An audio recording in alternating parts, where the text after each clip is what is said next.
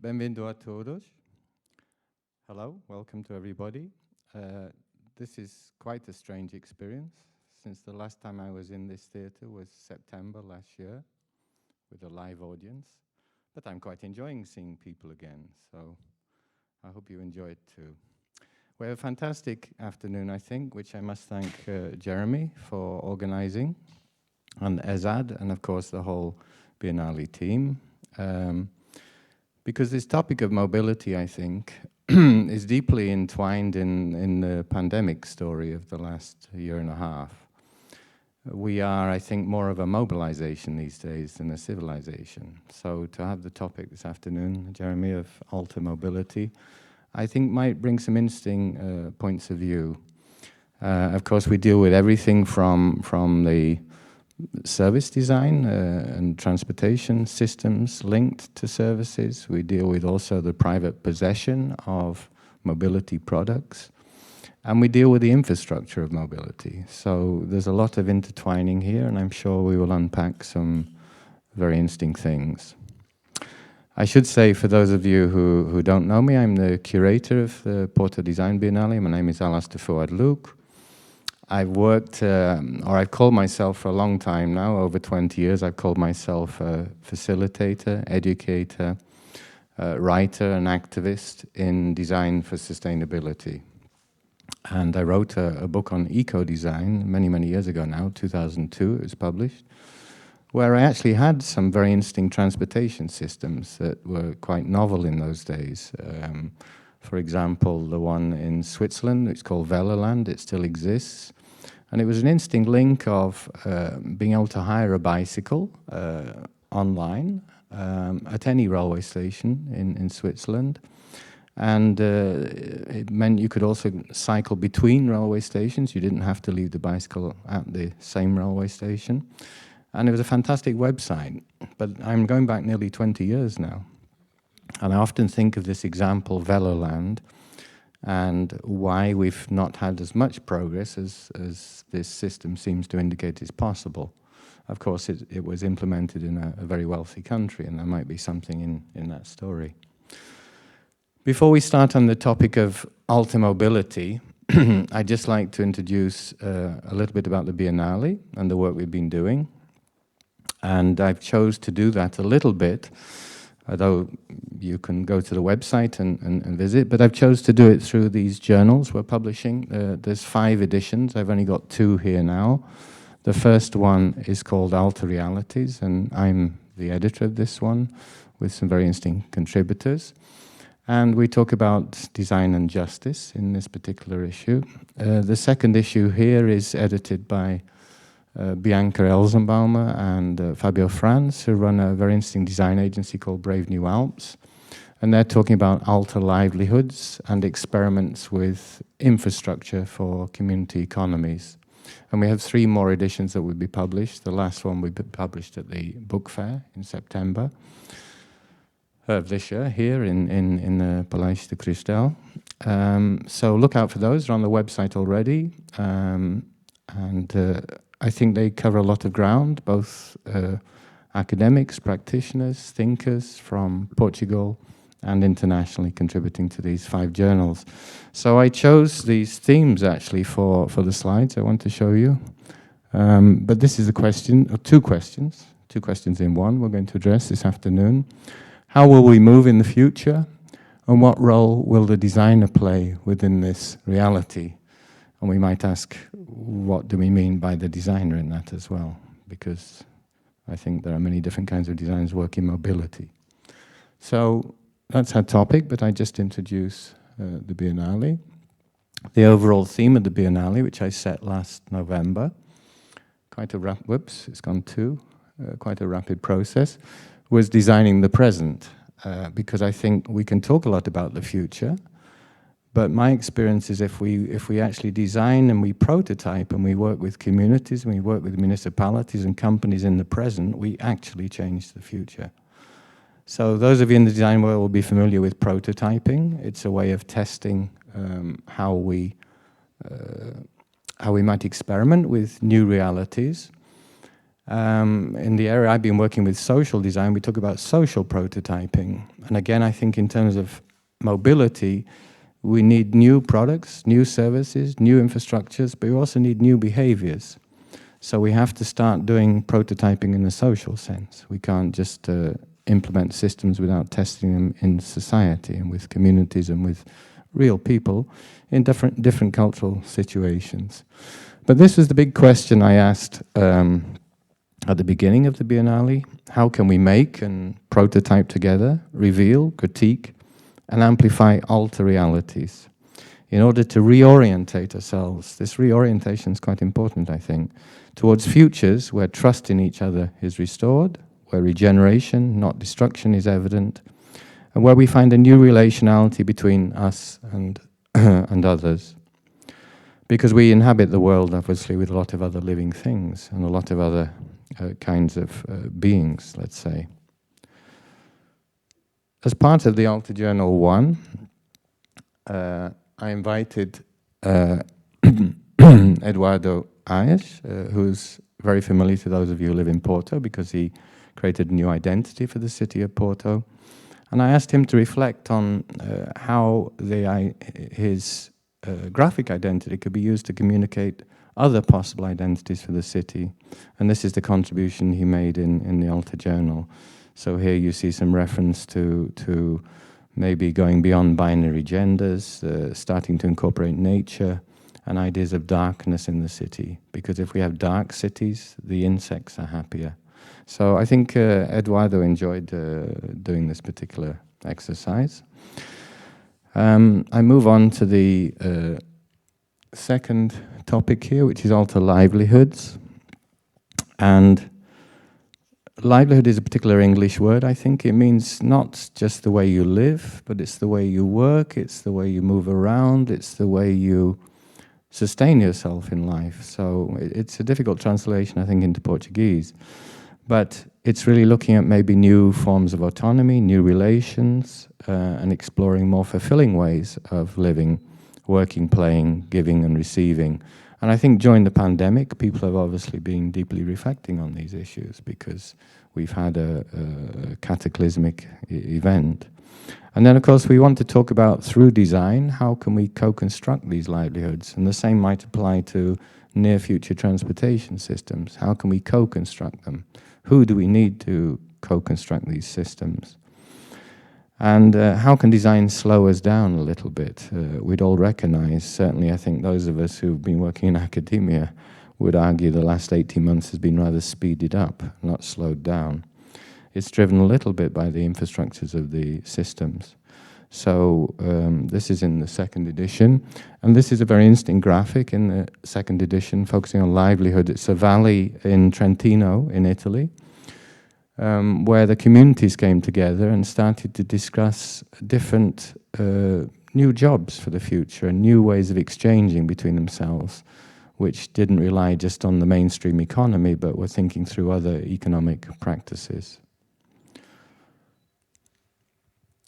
The second sub-theme of my Biennale was alter production. And production, of course, can mean small, medium industries. It can mean large industries. It can also mean community production. It can mean cultural production. And I left it to the editors of this journal, which is journal number 3. Antonio and Paolo Pinto have worked with many different kinds of social communities to define their view of production. And again, I think I see great potential, and I think it's also something we should reflect on in these times. What can we produce more locally? Because we know that longer supply chains have become vulnerable during the pandemic. We also know that longer supply chains have a rucksack of environmental factors associated with them. We also know that the petroleum is going to run out. So we can start to look at different ways of producing. An easy one for people to think about is food production, of course, because here in the cities of Porto and Matosinhos, we have these wonderful hortas behind the houses, this kind of memory of the countryside. And so a certain amount of food production could actually happen in the city in the future. I'm going to go on. This was an example of a project done to think through by an artist called Rigo 23, Autonomous Intergalactic Space Program. Although it sounds very far-fetched, it's actually dealing with local community production. But I'll leave you to read that in the third journal when it comes out. My third sub-theme was Alterscapes, and the editor for this journal is Paulo Moreira, who's a well-known architect here in Porto, and also created an organization called Instituto, which has been creating, in my opinion, some very valuable debate, thinking about our urban environment, what is visible, what is not visible. And this particular thematic focuses on creating new perceptions of the city. I don't know whether any of you visited the metro at the Praça Augusto 24, but there was a display there from Massachusetts Institute of Technology, Carlo Ratti Associati. They did a display called Liminal Ghettos, where they tracked Vodafone data to see where people were moving before the pandemic and after the pandemic. And there were two videos there showing their modeling of the city and the revealing of these ghetto areas where people did go or didn't go through the movement tracked through their phones. So here's another kind of mobility, mobility with our smartphones as well.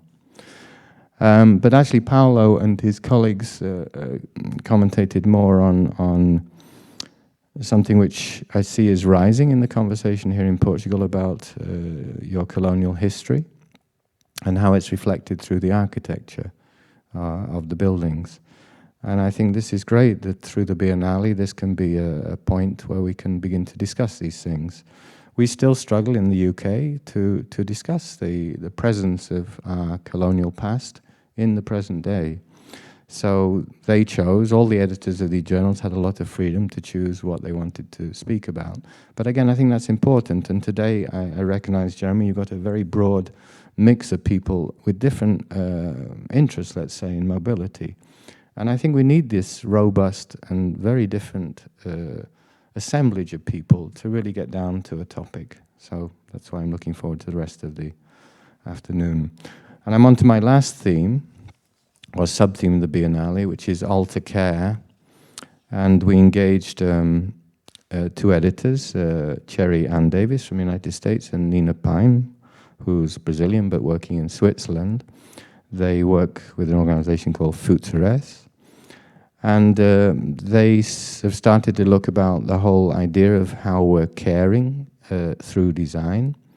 And also they put particular attention on the lens of gender and how we care about different genders and how we also deal with emergent ideas of transgender and so on. So alter care, I think, although it's a sub-theme here, and definitely we've seen also that the pandemic has been very hard on women and girls. It's created an extra burden of care. So again, in this particular issue of the journal, I think there's some very important things being discussed. And of course, they're discussing how design engages with these ideas. That's the point of all the journals, the point of the whole Biennale. Because design today is not just about creating material consumer products and services. Design has had a long history of participation through design. From the 1960s in Scandinavia, they were using participatory design processes to help with the transition from 19th century factory practices and modernization of the car industries, for instance. So they use participatory design to help redesign the factories. So we have a long history of using design as a process of facilitation, as well as a process of prototyping and creating new artifacts and services. And I'm nearly at the end. So, sorry, this was the, that's it, I think. Yeah, this was the last slide, pretty much. I have a map, but it's not coming up, but it's no matter if it doesn't. Yes, there it is. Okay. Well, I just took a screen grab of the website because it's the easiest way to show the diversity of exhibitions, events, workshops, talks like this, We've had podcasts, Voices from the Atelier. I really recommend. Andre Cruz is the co-curator there. I recommend you listen to some of those conversations from very diverse designers, practitioners, design researchers, design critics. And I think they're really talking about design through the voices from the Atelier in a very interesting way. And I've enjoyed listening to all those conversations. We have our last colloquium on Friday from this series of Fridays we've been doing in July called Peripheral Perspectives. And they're all on our YouTube channel, so if you missed it, if you couldn't go to it, go to the YouTube channel and you'll see all the talks there. Also talks from Wild Care, which is an exhibition still on until the 25th of July in Praça Carlos Alberto, about a kind of architectural approach, more a kind of approach of spatial agency through historic time and contemporary time. And then there's my own exhibition, Museum of Vibrant Matter, which is really challenging people to think differently about the materials and the matter in our local territories, and the materials and matter entering our local territories from somewhere else, and maybe leaving again from our local territories. And finally, there's Outra, which is the País Convidado, the invited country, France.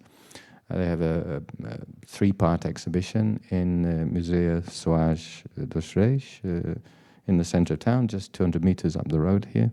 So there's plenty going on, and I'm not even mentioning the satellite projects and the constellation projects that we've supported. So I think it's been a very rich Biennale, and maybe I just take this opportunity to thank all of those from the Biennale team in the room. It's our Biennale, not just mine. And we've done a fantastic job. But now I think we should have a conversation about mobility and alter possibilities of that mobility. Jeremy. Thanks, Alistair. Have my microphone on? Hello? If anybody knows me, you know that I don't like to sit down. Thanks for that, Alistair, and the interesting presentation of the Biennale. I'd like to welcome you all to the talk today. I believe we have an interesting subject to speak about, and I'll be your mediator for this afternoon. Also, I'd just like to say thank you for everybody in Israel for arranging this, Sarah for sending me millions of emails, and yes, you don't imagine the traffic I've had this last few days. I've been working in ISAD for a few years now. For those that don't know, I'm the coordinator for the product design course, from the degree to the master's, and also part of the investigation. I hope I've brought different perspectives to the course. Of course, I brought the subject of mobility to the course. It's a niche area in education in Portugal, but the students that have gone through it have all benefited. First of all, I'd like to try something, if you don't mind, a bit of playfulness. Do you mind? Yeah. Can you all drive a car? Can you put your hands out and drive a car? Just to see. Okay. Drive it properly. Yeah. Okay. All right. Now drive it at the weekend with the window open. Okay. Yeah. You know this. Yeah. Okay. All right. Now drive the car in autonomous mode. Okay, people down here went like this, yeah, and somebody up there went like that. Okay, this is quite interesting because this is a question that all industry is asking now. Okay, this is how we're going to actually react to this next generation of mobility. Okay, you would reacted like this and like this. We don't know. Okay, and it's up to them to come up with solutions. And by the way, this conference is not about answers. Okay, it's about perspectives, all right? So don't think anything here is conclusive. This will be, it's not, okay? Can I just add something, Jeremy? Yeah. I don't know whether this is, I speak here, because in the 1960s, I think, there's a Cadillac advert showing people not driving the Cadillac. The table switches around, and they're all playing cards or something whilst the car's driving along the highway. This is a 1960s advert for Cadillac. Okay. So again, the idea of the autonomous car is not so new, but No. making it happen is proving rather more challenging. No, actually making it happen is the easy part. It's actually us accepting it that's the difficult part. Interesting. Okay, I have a note here now to go into the next part. It's just a little personal story, okay, and it just gives me an idea of who's in the room in terms of, I'll say, generations and memory. Does anybody remember the mobility of 1990? Yeah, I do. Yeah, okay, keep your hands there. 1990? Okay, all right, okay. 1980? Yeah? 1980? Yeah, okay. 1970? Sort of. Okay, we have two or three people who remember 1970. They were great days, yeah? There was no choice, yeah. Electric, I don't think even diesel was there. It's either petrol, or petrol. That was it, yeah.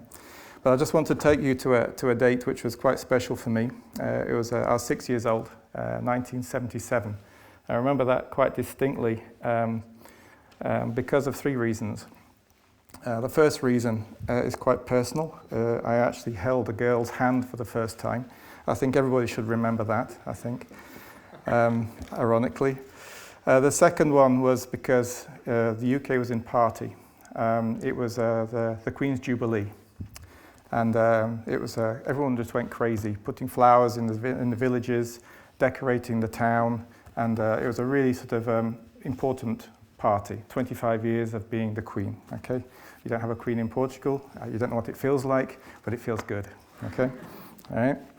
The third thing, which I think is quite important and leads me into this subject, was one day I was in the garden, 6 years old, playing with some sand, and my father drove down the drive in a brand new red Volvo. Okay, sorry Lexus, it's you weren't there then, yeah. But a brand new red Volvo, like a brick of a car. Yeah, my mouth dropped, my spade dropped. I stood up, put my trousers up, and walked to my dad's car. And it was basically this machine. My father invited me to see it, glossy red. I went inside, brown plastic seats. Unfortunately, red car, brown seats. Why? Anyway, that's what it was. And I was amazed that there were seat belts in the rear seat. Okay, I was 6 years old, and all the cars prior to that had no seat belts. Okay, this one had seat belts in the rear. Okay, safety first. And I thought at the moment, this is the future. Okay, going on now, 45 years. Okay, what do we have now? Okay, well, we just talked about it. We have cars that drive by themselves potentially. Okay. We have computers that can learn by themselves, call it AI if you wish, okay? We even have a train that can go over 1,000 kilometers an hour down a partially vacuum tube, okay, somewhere in America, okay? We have reusable rockets that return to Earth so safely, yeah? And we have the potential of civilian space travel, and they say in the next 50 years, somebody will be placed on Mars. I mean, I was impressed with seatbelts in the back of a car, yeah? And now we have all this stuff around us, okay? So I think it's quite important that we just see in such a short period of time, the transition of mobility, the technology and the vision has just gone from something which was basically quite basic, you could say from the beginning of the century to then, but we can actually be technologically much more prepared. Back to Earth. The title itself, I just want to give you, behind this title, there's two questions, of course. The first question is more open about the future of mobility. You can answer this as you wish. The second one is more specific about the designer and the function of design within this industry or within this context. Okay? It doesn't actually have to be the design of the vehicle itself. It can be anything associated to the vehicle, being the service as well, of course. I want to look at it politically, technologically, and socially. Okay? I've got 4 articles here, which I'll just show you. And I'm not going to go into the articles with any depth. It has the links and things that you can look at. I think if I go into them with any depth, I'll get myself into trouble. So I'll just quickly do this. This was an article that came up at the beginning of the year. It was a statement by the CEO of Bosch. Everyone in here should know who Bosch is. They're allegedly, or probably, the biggest supplier of auto parts in the world, probably. And he said basically Bosch blasts the EU over electric car fixation. This sent ripples. You can check it out, the chatter online about this. It was almost putting down the investments in electric vehicles and basically monopolizing any other consideration or R&D on other non- or renewable fuels. Okay.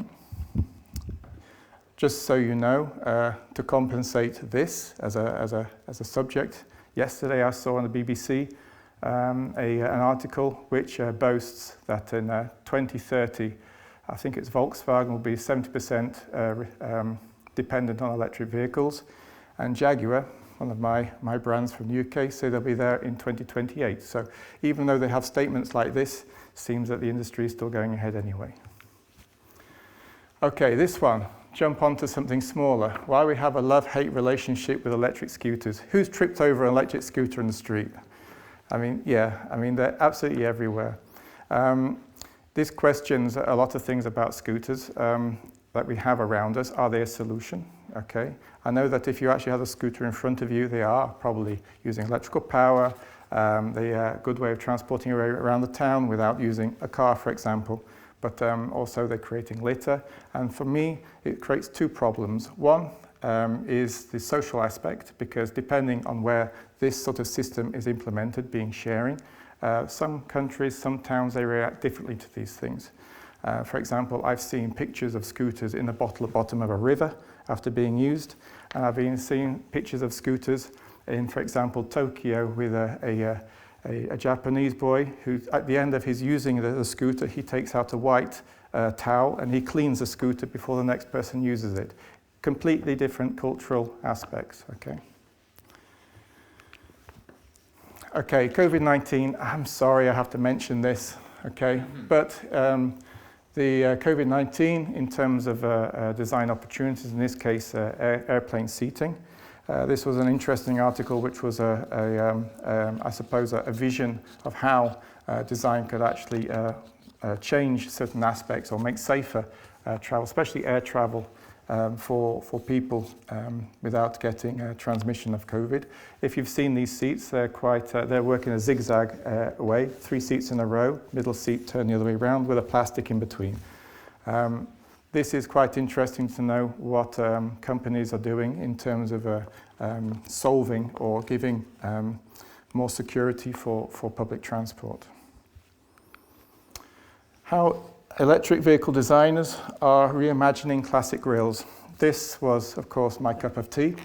It was an article which is very, very beautiful. I'm sure I can't show it, but it's an article with all sorts of brands, including Japanese brands, European brands, UK brands, and of course the front grille.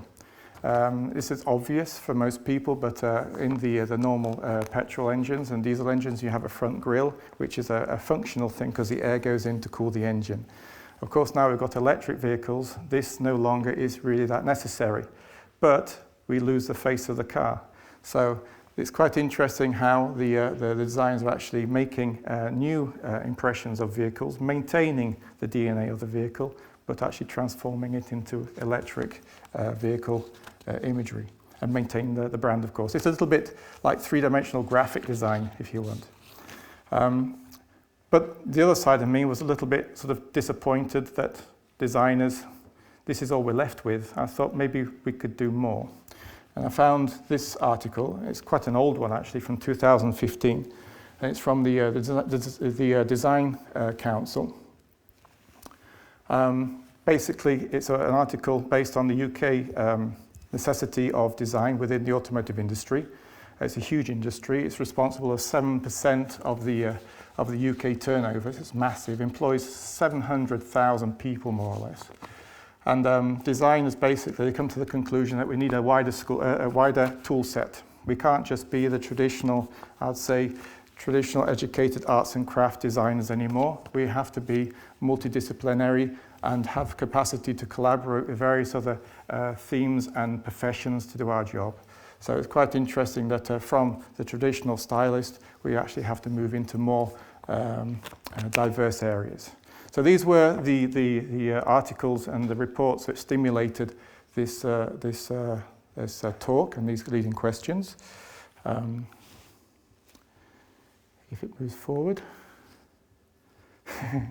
Okay, so that's how the conversation came along. So I can move forward. I'll stop talking now and I'll present our speakers, because this is why you're all here, of course. I have some bad news, of course, that Spiros Fontinus from Lexus can't be with us today. He was going to be our first speaker about the brand of Lexus. But he sent us yesterday an amazing little film, just him talking, so he's talking to you, and we're going to show this now. Just to present Spiros, he is the director of Lexus Europe. He is the EV, electric vehicle, planner in Toyota Motor Europe. He's award-winning business leader, startup mentor, board advisor, strategic planner, branding, marketing, and digital inventor. Who has a title like that in their portfolio? Not many people. So I'll start now with the talks, and I'll present Spiros first. Okay. Hello everyone, my name is Spiros Fotinos and I'm the head of Lexus Europe. Thank you for giving me the opportunity today to share with you some of our thoughts on designing more sustainable urban mobility. At Lexus, when we think about design, human-centered is a core aspect for us. So whether we're designing a product or whether we're designing a service or even an experience, thinking about the impact to the people inside the car is equally important to those who are outside the car. And this is very important when you consider the urban ecosystem and, of course, urban mobility. Cities are like living, evolving organisms that, like humans, can present problems as they grow and as they age. So taking care of our cities, like taking care of our bodies, is an ongoing responsibility. And as Lexus, we feel we have a role to play. Today in Europe, 3/4 of the population live in urban areas, and we know that that number will only continue to increase. So the question is for Lexus, how can we contribute to making urban mobility and urban life better for everyone?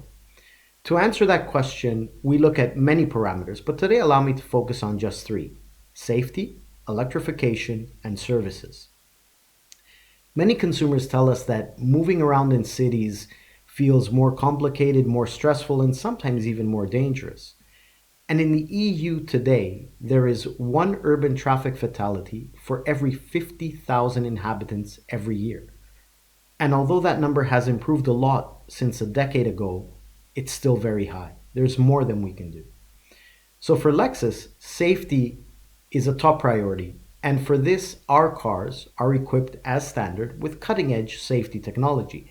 Technology that is able to detect other traffic, pedestrians, or even cyclists, and can respond by braking the car even when the driver may not have responded in time. And our new NX, which we're launching just now, has technology that will not allow the door to open if it senses that there is an oncoming bicycle. And we know that many accidents between cars and cyclists in urban areas happen when the door is open. So this feature we know will help that situation. And again, it's an example of how we're thinking of the people inside the car as well as the people outside the car. The second parameter for us is electrification.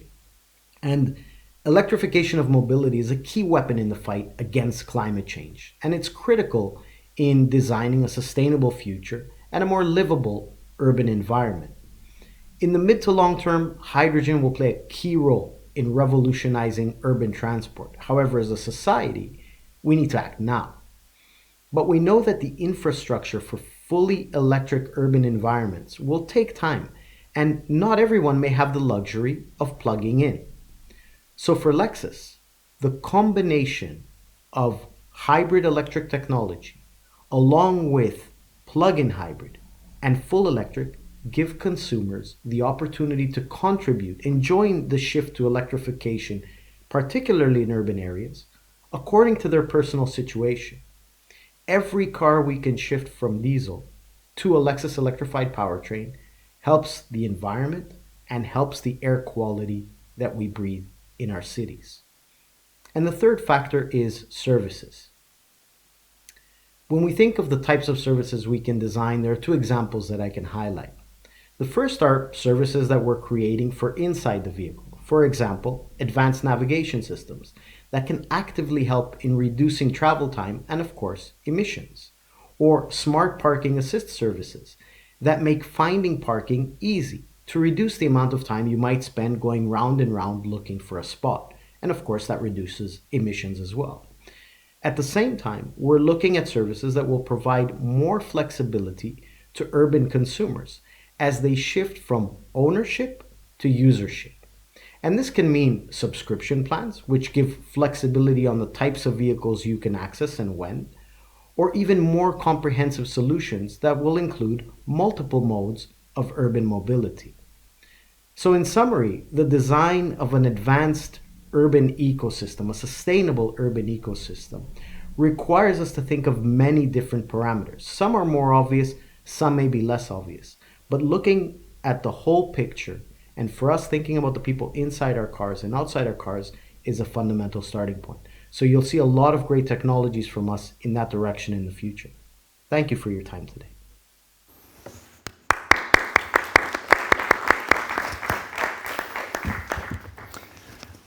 Thank you very much. Unfortunately, we can't ask questions. That would be require other technology. But while we're applauding, I would like to invite, please, our speakers to the stage. Okay, if I can invite Teresa Franqueira,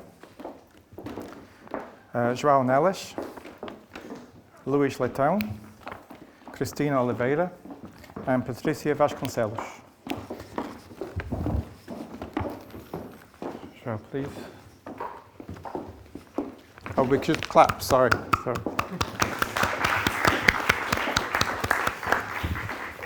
Okay, I'll just check you're in the right places, otherwise you will mess up my speech here. I'd just like to introduce the speakers here more formally, if you don't mind. I'll start with Patricia Vasconcelos. You have, my papers are in wrong order, I apologize. I'm running ahead of myself. Okay, I need this paper because some of the titles from my speakers here are too long to remember. Patricia, you are Managing Director and CEO of Katana Bus SA. You are the CEO of Cobus Industries and also the Managing Director of Katana UK. That's 3 people. Okay, all right, I'm impressed. Welcome. Alter personality. Yes. All the same mother. Cristina Oliveira. Cristina Oliveira has worked in CITEV for 11 years.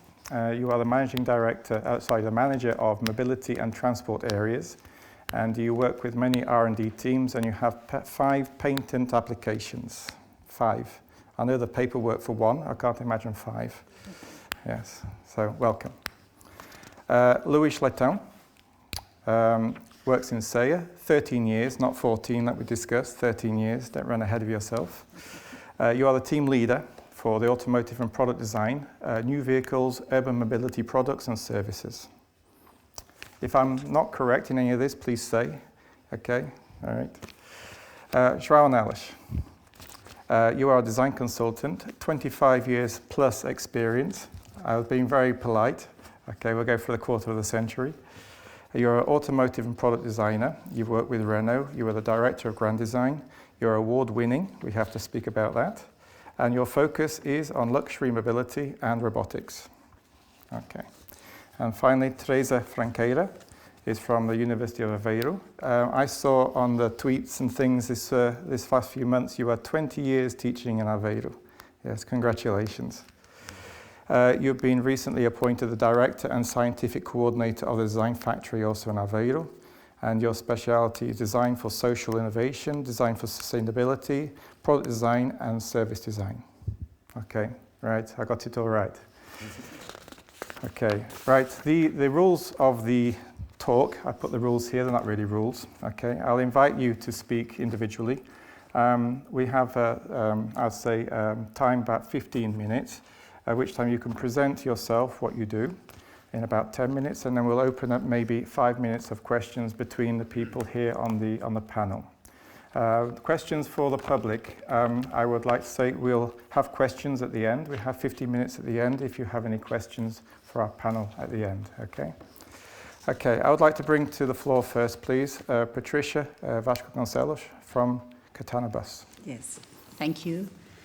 Thank you for the invitation. Thank you for the initiative. I will speak in English or Portuguese? Is it? English. English? Okay. Okay, good. So first of all, I would like to make a brief introduction of Caetano Bus, who we are. So Caetano Bus is a big manufacturer of buses in Portugal. So this year we are celebrating 75 years of experience, and it's been 75 years dedicated to innovation and also to the Portuguese industry. We are based in Gaia. We produce chassis and complete buses. And we sell those buses to different type of sectors, to the urban, to the city buses, to the airports where we have the Cobus, that is one of the most important airport buses that you see around the world. And we also produce coaches for the tourism transportation.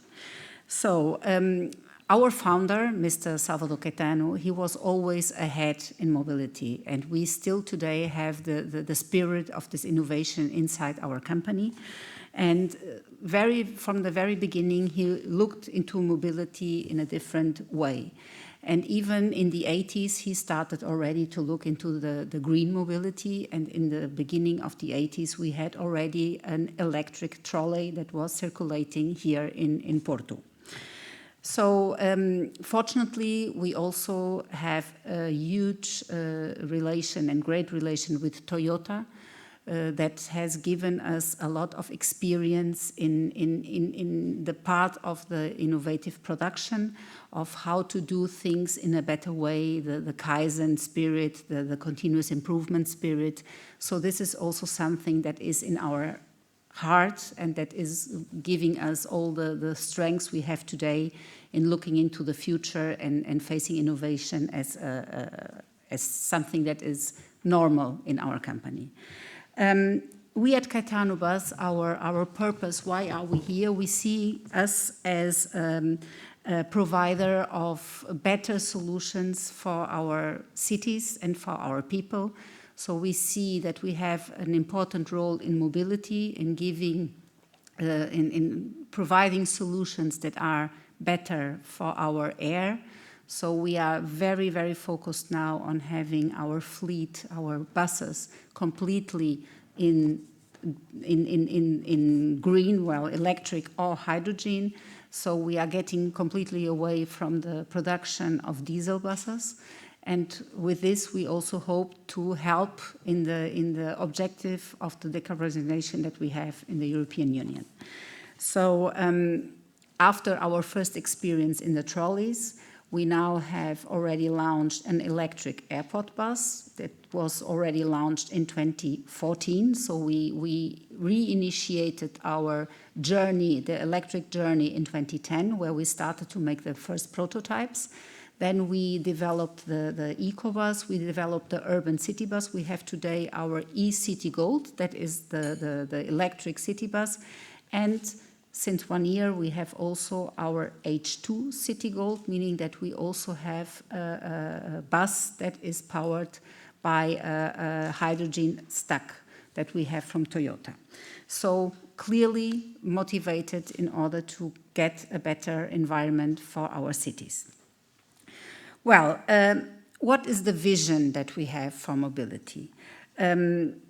Like we all know, today we have several people living in the cities, but this number is going to increase, and it's going to increase drastically. And this increasing numbers of people living in the cities obviously will have impact in the way we are going to live in the cities.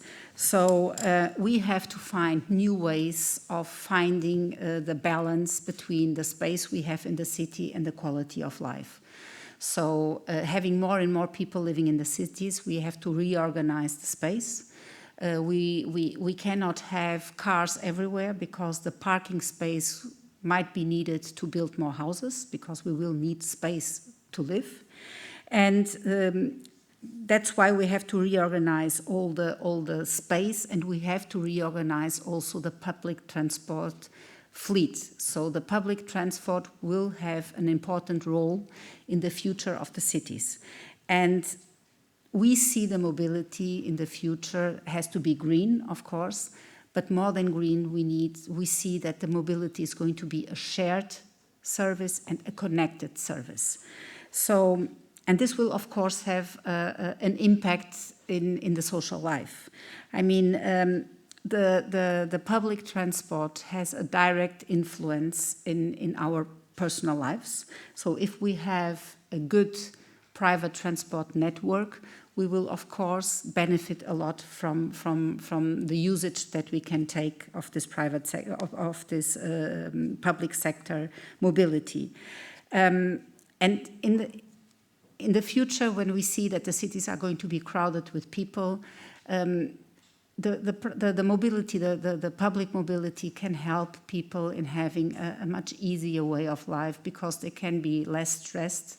They will know how to use the bus or the taxi or the shared services the cars that we will have, and it's going to be easier because you will have an app and you are connected, and it's going to be faster for you to drive from A to B, and of course then reducing, of course, also the emissions, because you will make shorter rides, very focused rides, and you don't have to move around and look for parking spaces or just drive from A to B alone if you can drive with other people. At the end, this should be less stress for everybody, more friendly, user-friendly, because you just have it in an app. And that's why we are really investing in enlarging our product portfolio. In the urban city buses, we want to go from a smaller bus that make the first and the last mile, so smaller buses, 8-9 meters, until 18 meters, the bigger ones for bigger routes, and this all electric and in hydrogen. And what is the role of design in all this? I mean, changing the changes that we are facing now. We are not only facing a change in the transition to an electric mobility. Much more than this, we are facing transition in our way of living. So our way of living that we are used today is going to change completely. So the design, how can the design of a product, in this case of a bus, help in this change? Of course, the transition, like Jeremy was saying, that we have to adapt the design to the new usage of the bus. So if we have a powertrain, we don't have a diesel engine any longer, maybe the design has to be adapted to the bus. But much more than this, the design has to be appealing. It has to be appealing in order for the people to accept the usage of public transport. So the design, much more than being a nice vehicle that we like, it has to englobe certain other aspects, like it has to be comfortable inside the bus so that the people feel that it's really good to use it, and it has to be appealing so that we are not going to miss our own car anymore. So the design can help a lot in changing mentality in this mobility sector. We can optimize the space inside the bus or the shared services car. And if we go for autonomous drive, even there, if the design helps, we can feel more secure, and we can then use it also and accept this big change. And of course, also something that is not less important, that is the costing. I mean, we do prototyping. Of course, we are always prototyping our buses before we send them to the market. But in order to continue with the big innovation that we are doing today, that is very costly. We know that innovation is not cheap. We need to test and try again.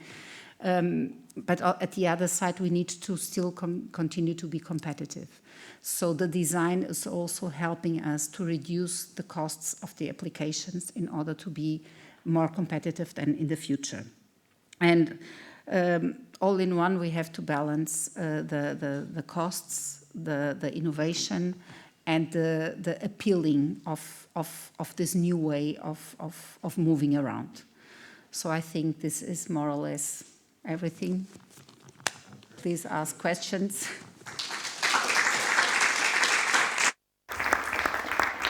Well, you killed 3 of my questions straight away. yeah, which is about connectivity, your vision, and the role of the designer. So thanks for that.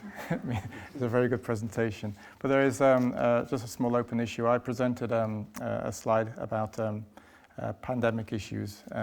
Are there any considerations in terms of security, in terms of changing the mindset for the user to be safer and to have the incentive to actually use the public transport? Are there any considerations within your industry that accommodate the pandemic? Well, of course, the pandemic is something that, even if we all hope that it's going to not be there any longer, but it has created some habits in our way of behaving. So the design of the interior of a bus is being considered to have that people feel that they are not being overlapped with other people. So this is, of course, being taken care in the new designs of the vehicles. Yes. And in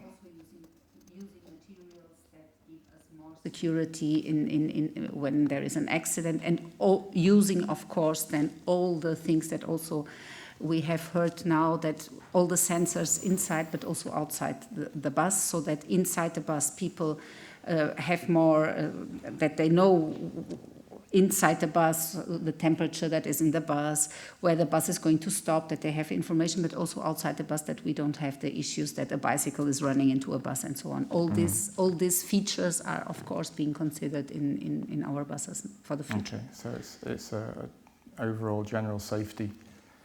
Safety first. It's been always like that in our industry. It's a must. Because we are always with a lot of people inside the bus, so it's a must. And the security standards are also being ruled in a different way, so we are always ahead of that with them. Yeah. Okay, I'll invite a question from the panel, from anyone, about buses. Why buses don't have spoilers, for example. Yeah, Alistair, you have anything?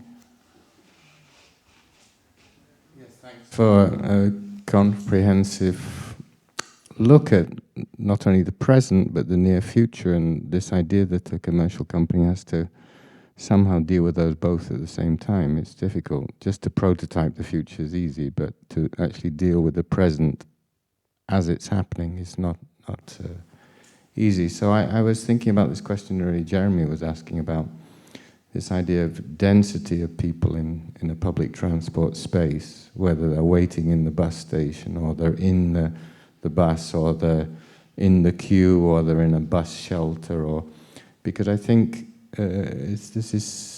we're reading newspaper reports of people actually being agoraphobic now and not wanting to go out, and others being claustrophobic when there's too many people there. So we have a psychological condition to deal with, and I just wondered if you can factor that into how you design. It's very difficult because you have safety restrictions anyway, number of people on a bus, but how do you deal with the psychology? Could design help there? Yeah, it's not easy, and it's something that at the moment, we don't really know how this is going to be in the future, because at the moment, in the present, we have the pandemic situation, and we really have restrictions in the number of people in a bus. Even if you can put 80, the companies are not allowing, well, they should not allow more than what is being allowed. But you have the way of controlling how many people are in, and then the bus driver can stop it. But it's not easy to respond to this question. We need more network. We need more public network. And when we talk about public network, it's not only about buses. It's the two-wheel until the four-wheel. So everything together has to be present in order to move people around. So skipping the cars will, of course, have a need to increase the number of vehicles, of public vehicles. In theory, you're saying that a Caetano bus will be Caetano scooter, Caetano... Well, we are not planning to go to the scooter. No, the two wheels are not in our plans, but Caetano bus, and in the group, of course, in the four-wheel, yes, in the shared services, I think it's because we're not only talking about buses, it's buses and, of course, the vehicles, shared services, shared vehicles, it's all together. Okay, lovely. I mean, maybe just sow a quick seed for the the conversation that's going to evolve. But one of the problems of public transport, of course, is the time everybody wants to arrive at work. And for many years, mobility pathway experts have talked about spreading out the working time. And actually the pandemic's an interesting experiment where people haven't been going to work, so densities have been lower. So I just put this on the table too, that we need to think about the temporality of work, because it's also related to when people want to use the transportation system. The pandemic in this aspect is going to help, because we, of course, it's also a change in our living again. We are going to change the way of living in the cities, and the pandemic has helped in this sense that people will not have to go all at 8 to work. If we are in the production side, it's different, but in the service side, of course. Yes, that's true. There's a whole wave now, a change of work philosophy. But it's still, I mean, we are all discussing this every day, and it's still very, I mean, it's like you said, it's a perspective. We don't know how it's going to be. Yeah. Patricia, thank you very much. Thank you. Thank you. Okay.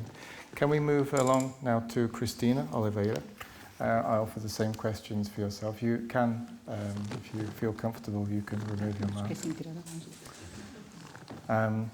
Okay, I'll give you your 10 minutes. Tell me what you do in CITEV, please. Ok.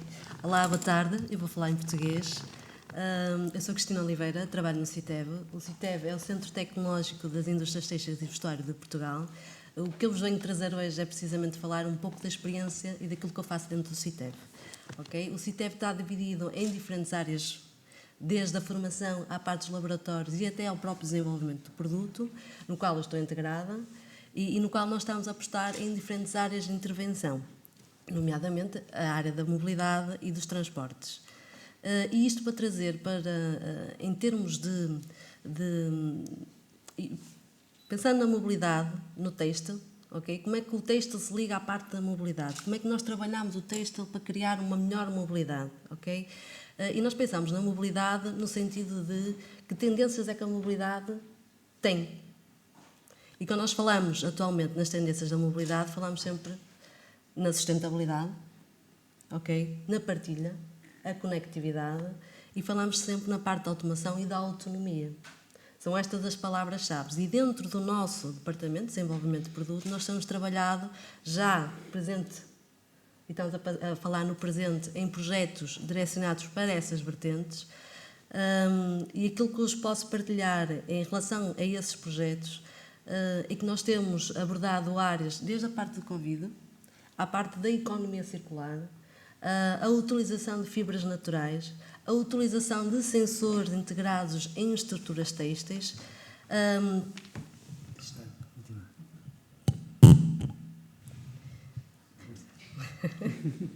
até à parte da performance. E quando nós falamos de performance, falamos em compósitos, okay? A parte estrutural. Nós temos um leque bastante grande de aplicações no CITEV para esta área da mobilidade. E quando pensamos na mobilidade e nos transportes, pensamos em diferentes áreas. Okay? Tudo englobado, por exemplo, em tipologias. Estamos a falar de transporte aéreo, o transporte terrestre e o transporte aquático. Tudo que seja capaz de transportar pessoas e, de alguma forma, pensarmos como é que nós vamos transportar essas pessoas, a relação entre esses diferentes transportes.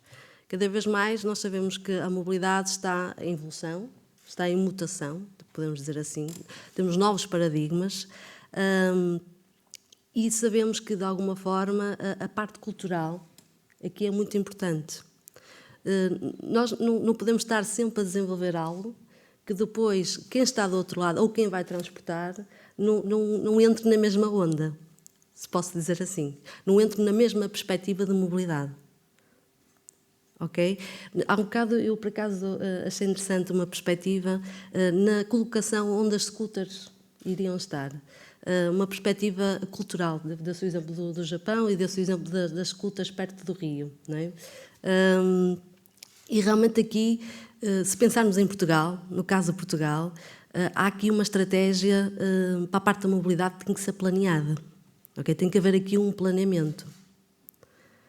Nós não podemos, de alguma forma, pensar na mobilidade global sem pensarmos dentro de casa naquilo que podemos fazer para a realidade que temos. Porque é diferente nós termos uma mobilidade no Japão e pensar na mobilidade para dentro de Portugal. Podemos ir buscar os conceitos e tudo, mas é diferente.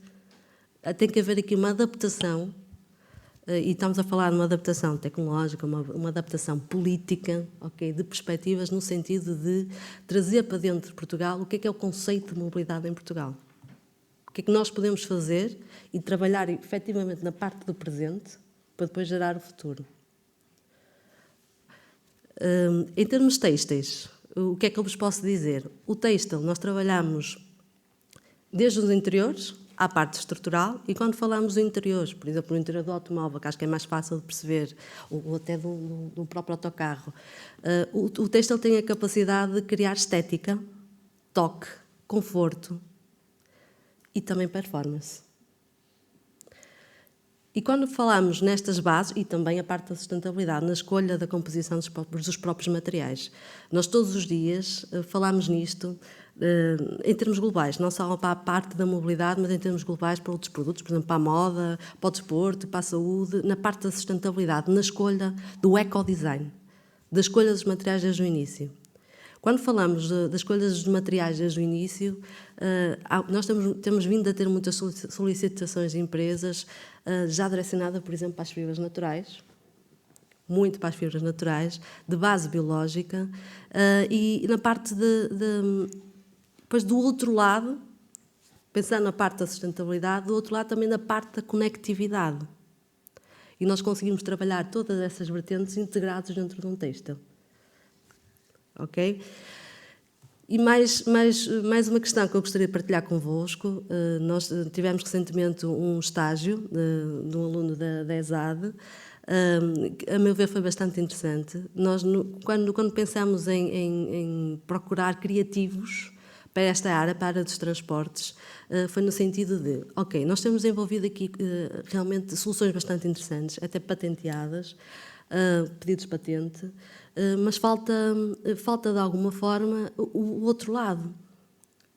Nós sabemos que em Portugal o know-how têxtil, não é? Temos bastante know-how têxtil, conseguimos efetivamente produzir soluções bastante interessantes e técnicas, mas falta o outro lado, que é pensar no componente final, pensar na aplicabilidade para o componente final. E o exercício desse aluno foi precisamente esse.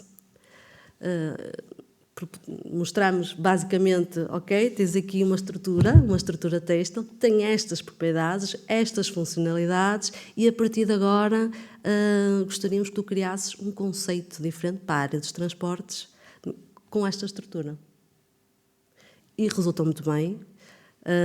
A dificuldade inicial foi perceber a parte têxtil, ok? De explicar realmente o que é que consiste um têxtil e a sua funcionalidade, a sua vantagem em relação, por exemplo, a outros produtos, mas a partir daí, depois a parte da criatividade floriu, não é? Apareceu, se posso dizer assim, e depois levou-nos para algo que eu achei bastante interessante, a parte de fora da caixa, pensarmos um pouco fora da caixa.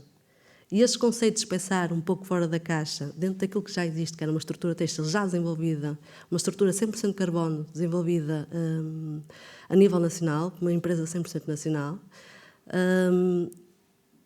e depois integrá-la no conceito dos transportes, como é que poderemos vir a funcionar isto. E realmente foi muito interessante, houve bastantes conceitos, depois foi selecionado houve uma votação interna em que chegámos a uma conclusão, mas de alguma forma o que esse aluno nos trouxe foi aquilo que eu precisamente queria, que era sair fora da caixa e tentarmos pensar aqui na aplicação do têxtil na parte da mobilidade.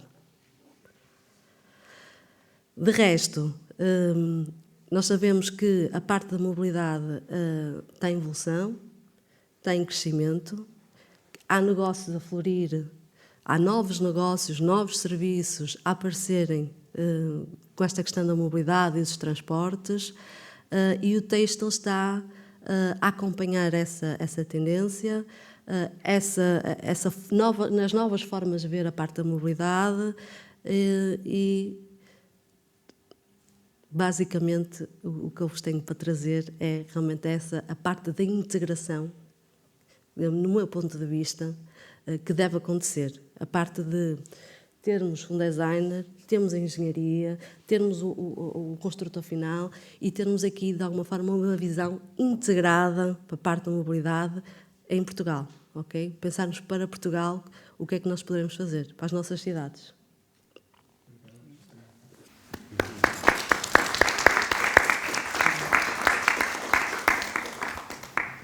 Fortunately, you didn't kill my questions. Yes, I have an interesting question. Well, I'm going to quote you that you employed a designer to show you the other side, which I think is an interesting perspective. The fact that your department, of course, are mostly engineer trained, and you used a designer to basically open other perspectives in terms of the application in a more empathy point of view. I think that's interesting. Just one question really is about how new materials are conceived. In terms of the chicken and the egg, if you want, do clients or companies come to you and say, hey, we want a material to do this? Or do you, I'd say, invent materials and then present it to the industry? Which way round do you conceive, or which way round do the materials actually appear? Nós trabalhamos nas duas direções, ok? Trabalhamos sempre na direção de realmente propor e desenvolver novas soluções e preparar as empresas, como também... Trabalhamos sempre nas duas direções, no sentido de nós desenvolvemos algo novo e propomos à empresa essa aplicação, e também o contrário, ok? Também existe as empresas lançarem os desafios para desenvolvermos novos produtos. Nós, atualmente, o que estamos a ser mais desafiados, se posso dizer assim, é da parte da economia circular. Okay. Os produtos voltarem a entrar outra vez no sistema. Okay, thank you. I open a question, please, to the panel, if anybody has any inquiry. No? It's too much engineering for a lot of you. Well, I have a strange thought, but probably only because I only understood half your story. But you mentioned at some point transports aquatica. I think I heard these words. Or maybe, can you confirm that you said aquatic transport at some point? Yes, okay, good. I did hear. Aquatic, okay. Because I was going off on my own story then when I heard these two words, because Porto's a city of water transport. The economy grew on water transport down the Douro River, and it's an Atlantic Sea economy based on fishing, also based on particular transport vessels. And actually I remember an early conversation at the Biennale where I said to Magda, who sat here, couldn't we have a special Biennale ferry going from Matosinhos to Porto? And she rolled her eyes and said, that's not possible in 9 months we have, you know. And I thought that's a bit sad, because the history of this place is all about movement with water. And then it made me think of the UK, where before the turnpike roads were built, these were private roads built by private companies to make travelling by coach and horses easier. And the best form of transport was by water, either by the rivers or the canals or round the coast. This was the most comfortable way to travel. And I just wonder today, without taking more time, but I just wonder whether we should be talking about water transport a bit more. So I just leave that as an open question. So I wouldn't mind picking a bus to go to a ferry to move slowly. And if you look at Hamburg, for instance, they've had solar-powered ferries there for 15, 20 years now. So some cities are very open to it. Yeah?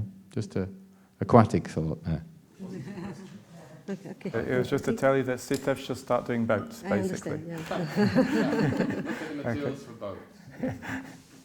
Okay. Christine, thank you for your input. Okay, I'd like to bring forward Louis Leitão. Okay, if you could tell us a bit about SEIA and also what you do. Don't know if okay. It's Okay, turned you're on. on. Hello, I'm Luís Leitão. Thank you for the invitation, but I will be talking in Portuguese, if it's Absolutely okay for fine. you. Olá, boa tarde. Eu sou Luís Leitão, sou Design Leader no SEIA e antes de mais tenho que apresentar o CEIA. O CEIA é um centro de engenharia e desenvolvimento de produto que desenvolve, concebe e produtiza novas tecnologias, produtos e serviços para uma sociedade mais sustentável. Trabalhamos de mãos dadas com a indústria e com as universidades em setores de grande intensidade tecnológica, como é o caso da área do automóvel e da mobilidade, mar e espaço e aeronáutica.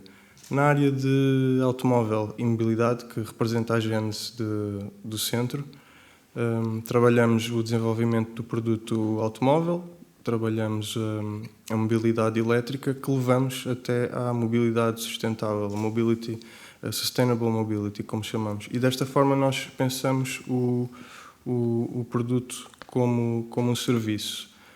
Atualmente estamos a trabalhar num conceito de sustentabilidade como serviço, através da utilização de tecnologias que podem gerar novos serviços e novos modelos de negócio, com vista à descarbonização, à neutralidade carbónica nas cidades. Dito isto, como é que nós trabalhamos ou como é que nós desenvolvemos e concebemos os produtos no CEIA? Todos os produtos que nós desenvolvemos são pensados a partir de serviço, segundo os princípios da nossa metodologia de trabalho, Smart and Sustainable Living, que são orientadas para as pessoas e para a comunidade. O Smart liga a componente tecnológica, Sustainable tem que ver com a sustentabilidade económica e social, falamos de inclusão. A parte de living é mesmo a parte das comunidades. Todos estes princípios que eu vos falei, que orientam o nosso trabalho, também seguem outros vetores, como são o movimento da New European Bauhaus, que seguem precisamente princípios de estética, os princípios da inclusão e os princípios da sustentabilidade. No meio disto tudo, qual é que é o desafio da equipa de design? Na verdade, é materializar todos estes princípios e todo este pensamento para que consigamos construir e desenvolver novos produtos como serviços. Um exemplo disso pode ser a nossa plataforma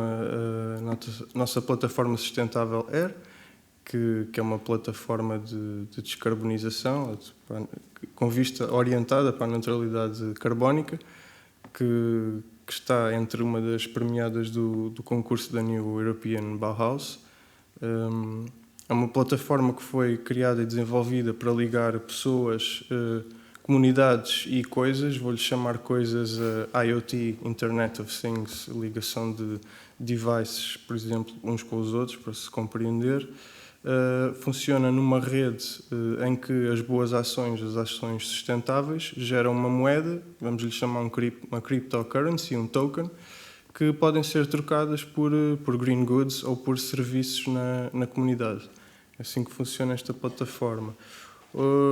Outro exemplo que posso dar é um pequeno veículo citadino que estamos a desenvolver, chama-se BEN, que significa Be Neutral. É um veículo de 4 rodas, de neutralidade carbónica, que está pensado e concebido num conceito da partilha da posse com a partilha do uso, e que o objetivo é através do uso do veículo, conseguirmos retirar carros da cidade para colocarmos veículos neutros e gerar valor para as comunidades, para as pessoas e para o ambiente em geral. Ok, muito bem, obrigado.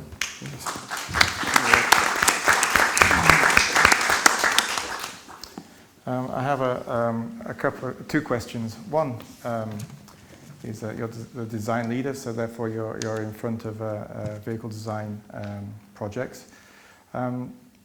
Explain the differences between designing a normal car, if you want to say, and an electric vehicle? What considerations are different in your process? Em termos de design, posso enumerar algumas diferenças simples como designer, e quem desenha, também está aqui o João Ornelas com muita experiência nisso. Existem algumas regras, alguns cânones, consoante a tipologia do veículo que estamos a desenhar. Dou o exemplo de um veículo que use uma plataforma com baterias, vai automaticamente mudar o modo como nós vamos ter que pensar e desenhar o veículo em si. O simples facto de termos baterias, já vamos ter que aumentar o habitáculo e vamos ter que alterar as proporções. E um exemplo de design, quando nós aumentamos uma altura, vamos ter que estendê-lo com algumas linhas, alguns artifícios, ilusão ótica, vou chamar assim, truques que se vão aprendendo. Este é um dos exemplos. Mas também estes veículos permitem-nos a diferença entre um veículo que usa um motor de combustão ou um veículo elétrico, e se formos falar de veículos autónomos, pelo simples facto de não termos um motor de combustão a ocupar o espaço na parte frontal do carro, já conseguimos esticar mais o veículo e transformar uma experiência de anos 90, como se falava, ou anos 80, numa experiência que basicamente passa a ser uma extensão da nossa casa ou da nossa sala. E podemos ocupar todo aquele espaço para experimentar e desenhar novas sensações. Okay, obrigado. And the question I'd like to ask about the designer, since you are, I believe, out of you and João, the youngest one here, I think. You, in terms of education you've had, or we have, does it prepare designers for such an industry like mobility? Ok. É uma pergunta interessante, presente, e estamos num tema a falar de futuro, mas eu vou disparar aqui em alguns vetores para tentar responder e também conseguir ajudar quem está a entrar agora no mundo do design, vou falar assim, porque no presente temos pessoas que estão a estudar com seus designers do futuro. Todas as mudanças de fases acho que requerem de nós, ou dão-nos a possibilidade para que nós possamos tornar-nos numa versão melhor do que a versão que nós éramos. E isso passando da faculdade para o mundo do trabalho, e sempre que encontramos problemas, e em vez de chamarmos problemas, começamos a encará-los com outro nome, que são desafios, e acreditamos em nós. As universidades e os professores, o que eu acho é que, por melhores que sejam, dependem sempre da capacidade e da entrega do aluno que também tem à frente. Eu, quando digo entrega, é sair da caixa, da zona do conforto e começar a procurar todas as áreas. Aliás, o design hoje em dia acho que não está focado completamente. O automóvel vive de todas as áreas multidisciplinares e é assim que temos trabalhado. Assim que também cresceu o CEIA, tanto a minha equipa como todas as outras equipas, foi precisamente através desta interligação e multidisciplinaridade. Portanto, prepara-nos, dá-nos algumas das armas, mas não nos ensina a dispará-las corretamente. Nós é que temos que encontrar o nosso caminho e acho que acaba por ser algo que é emocional e transversal a quase tudo, como na nossa vida. O essencial é que haja sempre uma entrega, que exista uma paixão, um querer saber mais e procurar saber em todas as áreas e podermos representá-las da melhor forma. Isto feito em comunidade, em partilha, como já falámos aqui, que também foi dessa forma que nós crescemos e que passámos, por exemplo, a trabalhar desde na concepção de produto para terceiros e podemos começar a trabalhar em produto próprio. Ok, muito obrigado. I'd like to open a question to the panel, if anybody has anything to ask, curious about what Luís does. Oh yes, of course, you didn't understand. No, my notes. Which I don't understand. But, yeah, I have one question which I think is very relevant also to young designers, because many design research departments, I think, in universities, especially in the global north, have been looking at the Internet of Things. And we have quite a long history of projects now, for instance, where citizens have been involved in monitoring pollution, for instance, in cities. I can think of the Copenhagen Wheel project by MIT, Smart Cities Lab, where bicycles had pollution monitors, so all the cyclists in Copenhagen, there's quite a few there, it's a cycling culture, could actually, in real time, monitor the pollution in the city. And then I think, because I'm a cyclist here in Porto, wow, that would be great. But this idea of citizen science in one sense, but could we not be talking about all mobility products having sensors in to which, or allowing citizens to connect, to give data. For instance, okay, the number 60 bus is really crowded right now. It's in the legal limit, 80 people, but it's really up to the limit. Get the bus in half an hour, this kind of advice to each other as citizens. Because this is the promise of the Internet of Things, that it allows us to connect up important information to us. So I just wonder if this is part of your design conversations, or is it a little bit outside what you normally talk about? Tudo isso acaba por cruzar um pouco os dois conceitos da mobilidade como serviço e da sustentabilidade como serviço. É através deste cruzamento de várias tipologias de veículos existentes que acho que conseguimos, de uma forma consciente e que seja sustentável, conseguirmos dar resposta a esta demanda constante que existe, que acho que não vai ser potenciada com a utilização de inteligência artificial e IoT, nem que seja para rápido reposicionamento automático desses veículos. E sim, acredito desta forma, integrado desta forma como um sistema. Vamos todos beneficiar, as comunidades, e vai beneficiar também o ambiente se conseguirmos também igualmente retirar os veículos convencionais poluentes e trocarmos por veículos de uso, seja de uso partilhado, ou podemos chamar veículos desenhados para um uso diferente. Obrigado. Okay, I'd like to move to the next speaker, Mr. João Nelas. Can you tell us what the designer plays within this reality? Tell us what you do, please.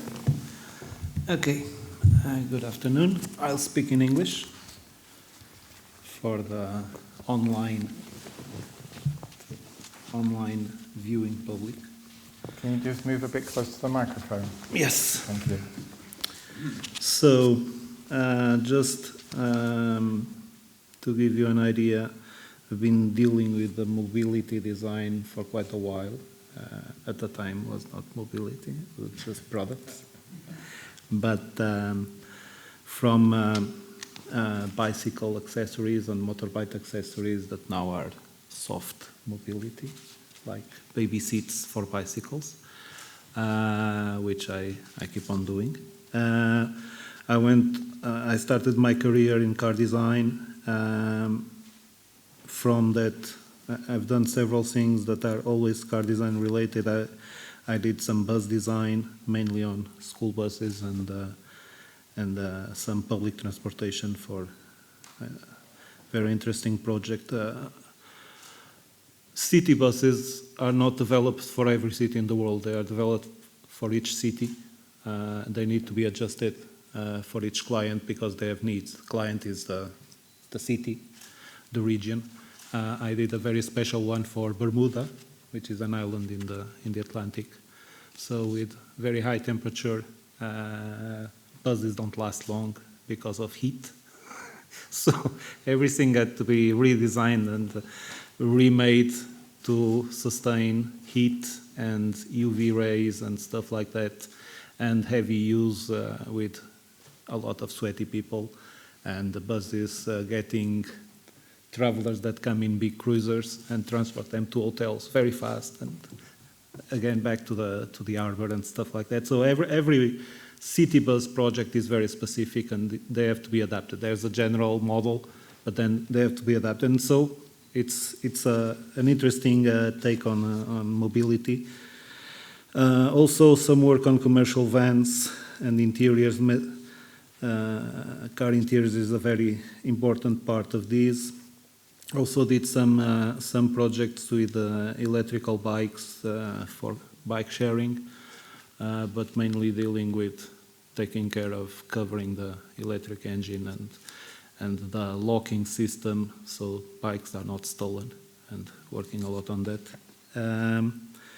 There's another part that I've worked that it's all, by working on different types of design and products, you get knowledge from each one, and then you can use that knowledge on other products.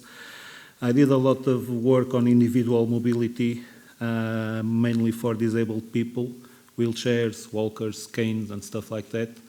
On wheelchairs, you learn a lot about special needs, and that relates to something that is a very important part of the mobility, because it's never so looked at, which is making stuff usable for disabled people.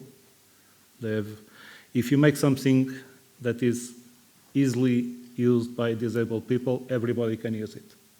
The reverse doesn't apply. And that is always an issue, and I've always been very concerned with that area, mainly because I'm a disabled person, can't see, and the state never paid anything. But I've been working for a while with robotics, which gives a lot of knowledge about automated systems and how complex they are, and why it is so difficult to go into automated driving. It's not going to be easy. We've discussed this before. And it's still an area that is developing a lot. I've worked in several types of robots, from industrial robots that work in factories, and I keep working on that, to scientific robots that have to work out there, not in space, but out there in the field. And learning from those automated systems, it's going to be very useful, and it is very useful when you start to talk about automated driving. From this experience over the years, there's, like I said, there are two main concerns that are transversal to every project, and I keep finding them, and they keep on being very important. One, like I said, is handicap needs, which it's the part of inclusion that is very important in design, and if we are talking about mobility, it has to be paramount. First, handicap needs, then everybody else. And the other is vandalism. That is the main issue with public use transport, be it buses, be it trains, airplanes, boats, or scooters. Vandalism is an issue. We know the issue of the scooters that guys in France didn't want to use anymore, and they threw them in the river. We have also in France the Autolib experience that was very dramatic. I don't know if you know about Autolib. It was a service of public cars, electric small cars that people could use like bike sharing. And they ended up, all of them, destroyed because people simply didn't care and wanted to destroy them on the inside. In the end, they were mainly used for sex. Which could be design consideration. Yes, and and then the project died because maintenance of them was very expensive, and maintenance was more expensive than restarting the project. So now they lay in a huge park in France, waiting for some solution for them. And the Autolib experience is still very important. I work with a lot of French car manufacturers, and they have this Autolib. All the errors and mistakes of Autolib are constant because of car sharing. If we think for the users, what is going to happen with mobility, with this future of mobility, There's a lot of things that people expect. They want to understand how the new taxis, the Ubers, and so on are going to evolve. If they are going just to be an alternative to taxis, they have this advantage of connectivity and access, but I think sooner or later they won't be different from, because taxis will evolve also. Taxis have been there longer, so they will prevail. Make no mistake. The things that people will seek in these new mobility devices, first of all, will be always cost. Cost for these things, because they have to be accessible to the larger number of people, they have to be cost effective, so operators can invest in them and make them as a usable service. So cost, as always, in everything will be the main thing. For the end user, the ease of use and comfort of these products. Comfort is a very important issue, because we know trains are not that comfortable every way. Subway, trains, much less. Airplanes are not comfortable because it's a lot of people in a very tight space. And all these issues are still a concern for people. And this comfort connects today, because of COVID, with the safety issue of car sharing and public transportation. Not only having people around very close to you, but also the materials. The materials get contaminated. One of the big issues of car sharing is to develop new materials that can sustain very hard use, are easy to clean, are bacterial and viral proof, and this is a big concern now. Although we know COVID is a virus, but also bacteria creates problems, so a lot of research is actually going on for materials that don't let these little bastards thrive. And these are the concerns people have. And the other is, like the autolib, the disposal. People want to have these new forms of mobility, but I think more and more people are concerned of how are these things going to be disposed of in the end. And people worry about that, the recycling, the reuse, and all of that. This experience like autolib make people realize, okay, when you start something like this, you need to know how to end it. And that is every project now that relates to mobility. One of the first things is what's happening in the end, at least from my experience with the manufacturers. Then there's another issue. I think it has been approached by our colleagues, which is we talk about this mobility to get away personal transport, but then we are going to increase traffic again, because we are going to have public transport and it's going to grow immensely. So are we going to reduce congestion in the cities? That's an issue that worries people. And the other is all this electric stuff, it will be higher consumption of resources. And that's another big issue for people, at least for some people. I don't know if everybody is worried about that. Then for the designers, following the brief from Jeremy, what skills and competencies are needed for them for this reality? One, it's obvious. The designers for this need a lot, an increased technical knowledge, because they are dealing with more complex stuff to develop. And that idea that designers need to be more technological instead of being just artists is not the designer's fault. It's mainly the industry fault, because one of the things I didn't like in the industry is designers cannot touch anything, just a pencil and a paper. They are not allowed to think about engineering. That's for engineers. And this division of putting designers just there to change colors and typefaces, it's from the industry. They want the designers to do just that, to be creative. But then now in mobility, they have to be, okay, creative is good, but it's not enough. They need to know about a lot of stuff. They need to talk different languages, not national languages, but technical languages. They need to master materials, technology, manufacturing processes, because if you want to do stuff that it's more sustainable and it has a different life cycle and so on, you need to know about processes, manufacturing process, and to be able to bring something to change that. And designers need to be interested in that. They need to be more proficient in more advanced tools to do their job. Not just saying that they have to use computers. We've been using computers for 50 years. That's not the new thing. But you have all these 3D printing, screen tech and stuff like that. And also the designers need to be more criterial of what they learn and what they should learn. Nobody can do design with Google Sketch. Come on. They need to use better tools to do design. And they need to use tools that are more complex because they are doing more complex stuff. So it's not just a pencil and a ballpoint. Other skills that are important for these new designers are issues about the social impact of stuff they do.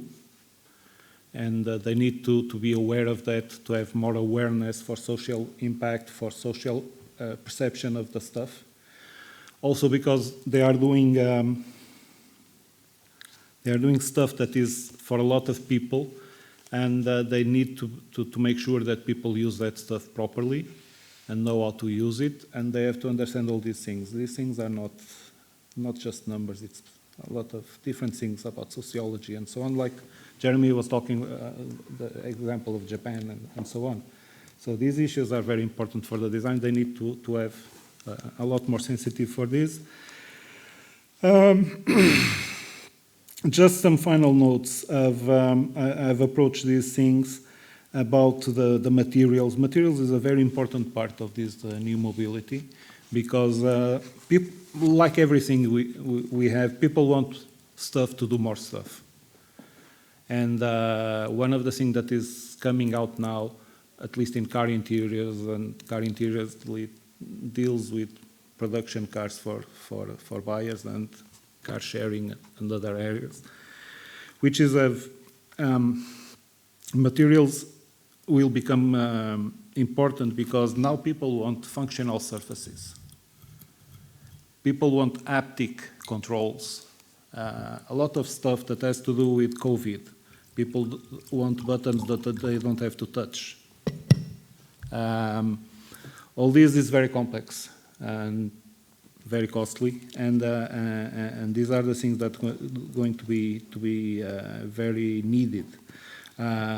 People want, if you think of autonomous driving, the interiors are going to be with a lot less stuff, but they have to be screens, they have to be touch screens, they have to already now companies are developing interior panels that signal if you have a biker before you open the door.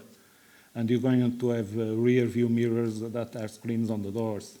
And all that is done on the materials. And so all of that is very complex. And that's one of the things that it's going to be important. Another thing, because of car sharing, is upgrades are not just software upgrades like on Teslas. It's going to be materials and parts upgrades. And if you have a public car sharing, you need to replace stuff that gets destroyed. And you need new ways and new manufacturing process to be able to go there and change the materials or change the parts. So makes car interiors more difficult to develop. Because one thing is something that you assemble for life, and another thing is something that you assemble and then you have to change later and replace. So, and to finish this, there's another thing that is very important on this mobility design, which is the mindset. You go from commercial design, you work in car design, you are doing stuff that someone is going to buy. That's one mindset. The product must be attractive, must be sexy, and so on. If you go for mobility, nobody is buying it. People are going to use it. So then the user experience is more important than the sex appeal. So you have to design differently. You have to imagine things differently. You have to make sure that people like to use it. We've talked about that. People want to use some kind of public transport because it's appealing and it's comfortable and it's nice. These are very different issues from commercial to functional design. In the end also, and we approach that, still the designer will have to deal with cost. Because either if it's a manufacturer, he is concerned about how costly things are going to be to develop and put on the market, but also on this service mobility, the operators will be very concerned with cost. So designers have to be able to manage all these things. It's very complex. Yeah. But it's interesting, it's challenging. It's challenging, it's good. No. Every time it's hard, it's good. I only have one thing written here. There's no questions. It's to just let João talk. Because I was seeing if I could extract any questions from that, really. But yes, it's well, it goes without saying. I'm inside. I think of one thing, probably like Teresa. I'm thinking we have a 3-year design course, and we're thinking how can we pack that into 3 years in terms of education to prepare designers for things like that. I mean, like you say, there's two mindsets. There's the aesthetic one, and there's the one which is the integrated one.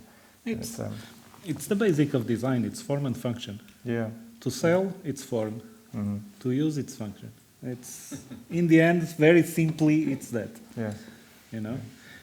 When it's to sell, function follows form because you have to appeal, you have to express manufacturers' intents and ideas and market positioning and so on. When it's for use, form follows function. Mm-hmm. Function is the main thing. It switches. Yeah, it switches. Yeah. It's not the same on both. Mm-hmm. You know. Yeah, the desire effect then lasts for a few seconds. You have something in between, which is the subscription solution, which is a kind of strange thing. It's working on China, but I don't know. It's starting now in Germany and Holland, or the Netherlands, with Link & Co. Strange thing. Subscription ownership. It's okay for Adobe Photoshop, but for cars, kind of strange. Let's see. It's going to be something else. I don't have any questions. I know Alistair's written a few things here, and he's getting a bit hot with the microphone. Yeah, because I think it's been a great, challenging list of the things that need to be think about. Link up all the previous speakers, I think. For me, I always thought the part of function as a designer was to put the fun into function. Because fun's a form of comfort too, and it's very culturally tied. So the people in France had fun having sex in these vehicles, okay? But in another culture, this would never have happened because it wouldn't have been regarded as permissible or maybe even not fun either. I don't know. But this is what is strange to me. We can go back to Palo Alto, where Xerox, for instance, I think the first company to introduce design ethnographers and anthropologists to try and understand how people use the photocopier, which is a far simpler product than many of the mobility products we've been talking about. So they used design ethnographers to really understand the environment in which this product or service, because it quickly became a service, functioned. So I wonder what's needed is actually a separate course, not more stuff in a design transport course, but a separate design ethnography course where you could have a special module in transportation, you could have another module in health services, and so on, because the ethnography in these environments is super different. So that's one thought I have about this need for new courses in design which can link to the well-understood deeper disciplines where you're really trying to design a handle for a car. I mean, it's a deep bit of the profession to do that. It's not easy. And then my other thought is, yes, how do we, because this conversation has to move towards behavior change. And I'm really not hearing so much about that. I know it's difficult. And maybe I just, again, leave it as an open question for the discussion later. Who's responsible for this behavior change? Because we haven't even addressed the legal side of transportation or infrastructures and everything. And I suspect we're all involved in this. But yeah, so let's talk about this behavioral change at some point. Otherwise, we could still be introducing very good products, very good systems that don't actually help us transform our behavior. But maybe, I suspect Teresa might be talking about this, so I'll stop. Okay, thank you, Alistair. João, thanks a lot for those words. It means a lot to us. Teresa Franqueira, please. Oh, did I get another clap? Sorry. Teresa, please. Would you like to address the subject? Thank you for the invitation. I'm going to speak in Portuguese. Sorry, Alistair. I think I expressed better and it's better for the audience. Vou tentar, tenho este privilégio de ser a última a falar, portanto já ouvi todos e posso tentar colmatar aqui algumas questões. Como docente do ensino superior, isto que o Jeremy estava a falar, a responsabilidade de tentarmos também mudar um bocadinho aquilo que é a educação em design, para conseguirmos preparar os designers precisamente para outras realidades. É uma das coisas que eu tenho essa preocupação, seja nas aulas que dou, seja nos alunos que eu vou orientando de mestrado ou doutoramento, e depois com este cargo que o Jeremy também referiu de estar agora como diretora da Design Factory, em que tenho aqui um pouco a responsabilidade de juntar equipas multidisciplinares para darem resposta àquilo que são as necessidades da indústria e da sociedade. Também tem sido um desafio, mas isto também mostra que há alguma alteração na indústria que vem à procura do design nas fases iniciais e não tanto na fase final. Depois dou aqui alguns exemplos de projetos que estamos a desenvolver. Eu sempre tive uma preocupação muito grande com as questões da sustentabilidade e uma visão mais humanista do design. O Spiros falou no início do Human Centered Design e a preocupação que tinham com as pessoas dentro do carro e fora do carro. Eu acho que há uma tendência hoje em dia que nós temos assistido no design desta visão do pós-antropoceno, em que desenhamos para humanos e não humanos e, portanto, para todos os tipos de vida que existem no planeta. E pensar na mobilidade também é pensar um bocadinho neste sistema hipercomplexo que é a mobilidade, porque são as pessoas que se movem, não é? As pessoas e as coisas do ponto A para o ponto B. Como é que fazemos isto da melhor maneira? E, por exemplo, estes conceitos que aparecem agora como a 15-minute city, em que o conceito está focado no acesso e não na mobilidade. Portanto, como é que os cidadãos conseguem aceder a todos os serviços que precisam para a sua vida num percurso de 15 minutos a pé ou de bicicleta? E isto muda completamente aquilo que são o paradigma que nós vivemos hoje em dia. Pensar na questão até dos veículos elétricos, é óbvio que eles podem ser bons para a descarbonização, mas se calhar eles não vão mudar muito os nossos estilos de vida, porque eu posso continuar a ficar 1 hora presa no trânsito porque estou exatamente no mesmo paradigma, não é? Eu tenho aqui um outro tipo de tecnologia, mas o paradigma é o mesmo. Se calhar com os veículos autónomos eu vou conseguir neste meu commuting estar a trabalhar, não é? Eu acho que as pessoas também perceberam muito com a questão da pandemia, por exemplo, que o tempo que perdiam precisamente a ir de casa para o trabalho, que isso lhes dava qualidade de vida, não só a nível de trabalho, mas a nível próprio de vida social. E se calhar começaram a valorizar mais isso, e provavelmente a questão dos transportes públicos pode ajudar nisso, mas por outro lado também temos a questão da pandemia que também não ajuda as pessoas. Portanto, como é que vai ser este transporte público do futuro, porque sabemos que estamos abertos a estas questões da pandemia. Estas questões todas são questões que eu vou pensando bastante, e acho que os designers têm de pensar nisto, como é óbvio que eu acho que eles são a ignição para a inovação não tecnológica, mas social e cultural. E eu acho que essa é realmente a única maneira de fazer o behavioral change que o Alistair estava a referir. Por exemplo, quando tu referiste, Jeremy, da questão das grelhas dos carros elétricos, eu acho que isto é importantíssimo, é uma coisa que eu tenho pensado bastante. Tem que haver uma diferenciação daquilo que é um carro de combustão de um carro elétrico, e a grelha é um dos elementos que pode alterar isto, a parte do que estava também o Luís a dizer, se caso são carros mais altos, tem que ter aqui outro tipo de forma que dê um sinal às pessoas que estamos perante uma coisa diferente. Eu dei durante 2 anos aulas na China, em Xangai, e no tempo que vivi lá, atravessar a rua era uma aventura. Para além de que eles não respeitam o peão não é a prioridade, mas a cidade de Xangai tinha proibido tudo o que fosse motas que não fossem elétricas. Portanto, a maior parte das motas na cidade eram elétricas. Não se ouvem.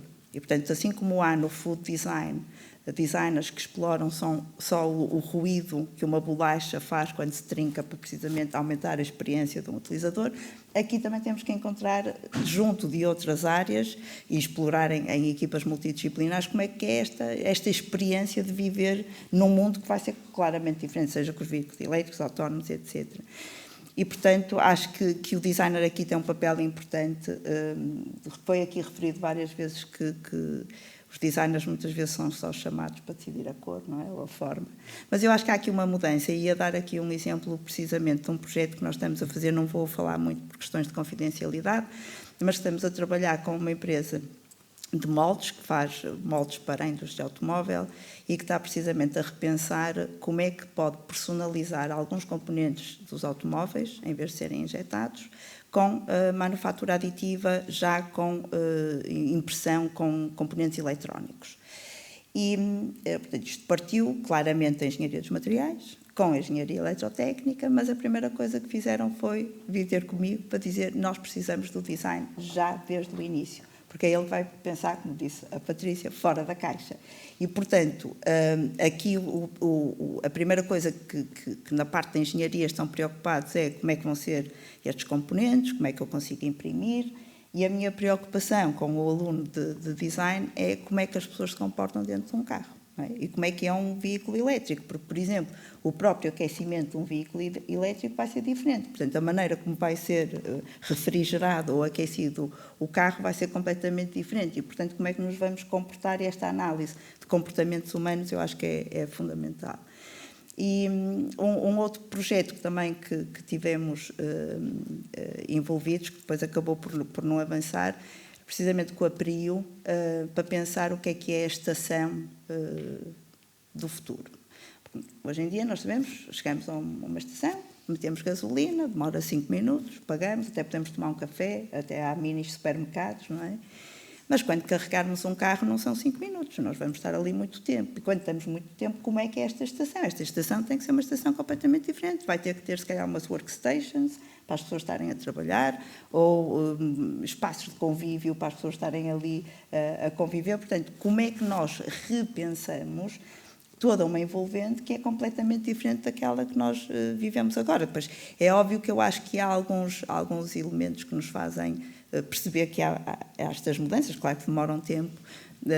Há um coletivo de artistas e designers em São Francisco que em 2005, a Rebar, criaram uma iniciativa que era o Parking Day.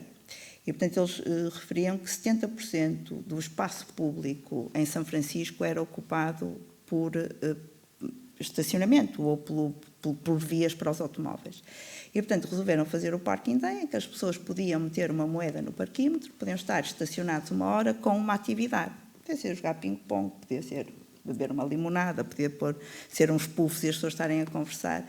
E isto quase como uma forma de criar alguma pressão junto dos decisores políticos para que o espaço público seja devolvido aos peões e não tanto aos automóveis. E, portanto, com o Covid também se percebeu isso, porque há muitas cidades que começaram a fazer ciclovias, mas também começaram a fazê-las, se calhar, sem pensar de uma forma estruturada como é que isto podia acontecer.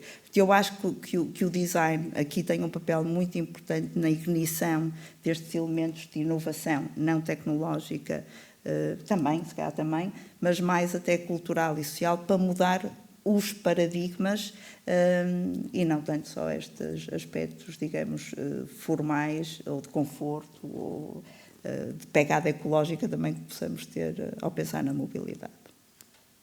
E é isto. Thank you. Obrigada.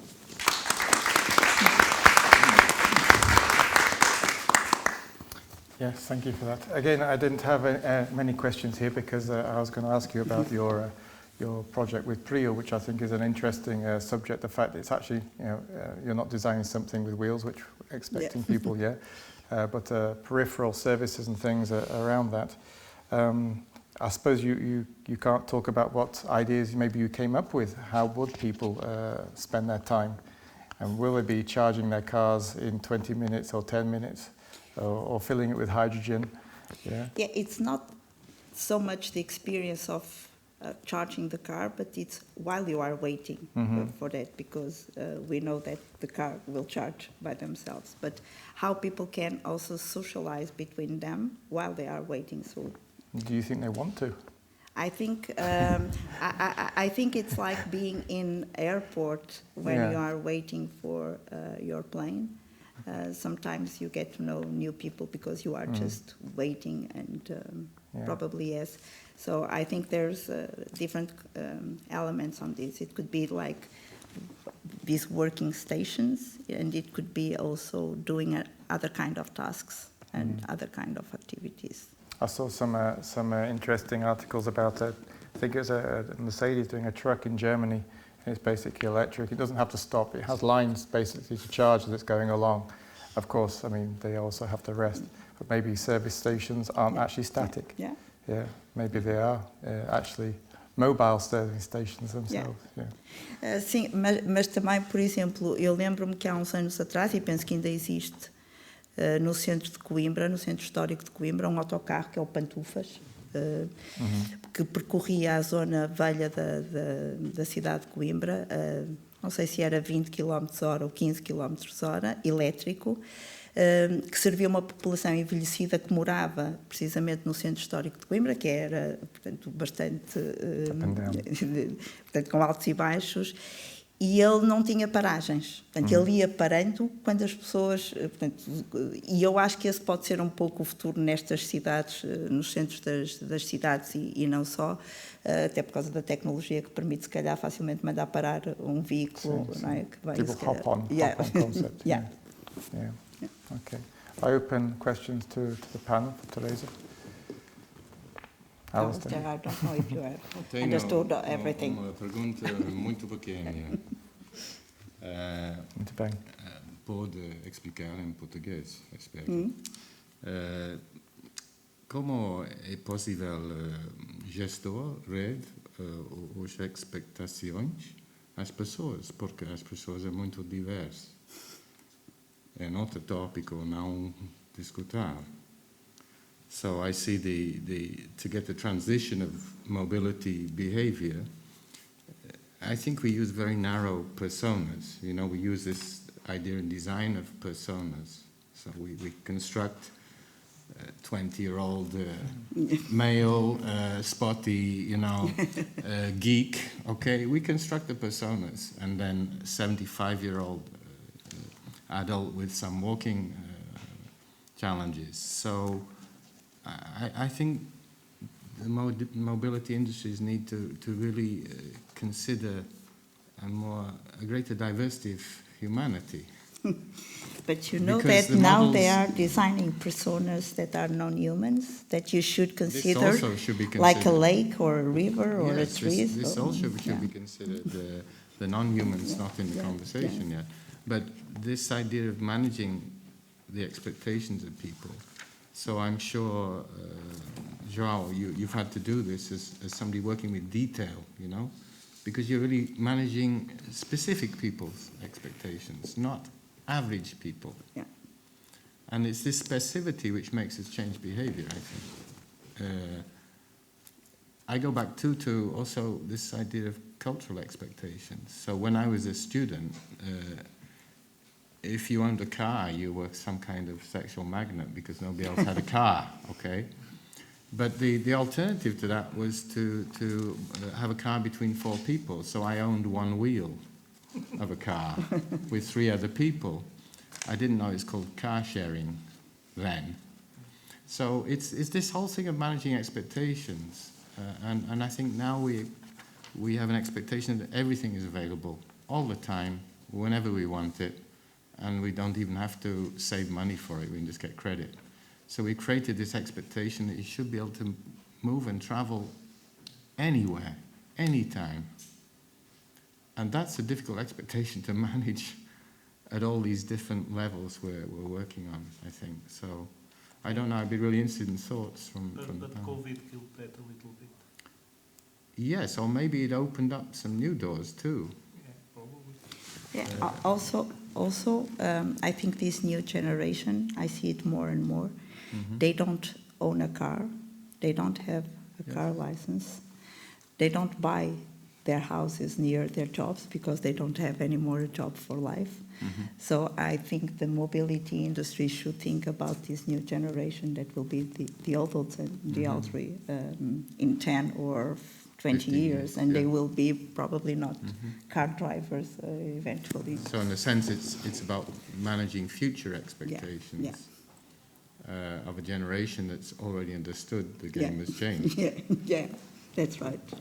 but not forgetting those who also still live, Yeah. especially the oldies, you know. Yeah. Yeah, I don't know what Jeremy thinks, because he's also having to teach students. I'm digesting still. Yeah. We're talking about very complex challenges, I think.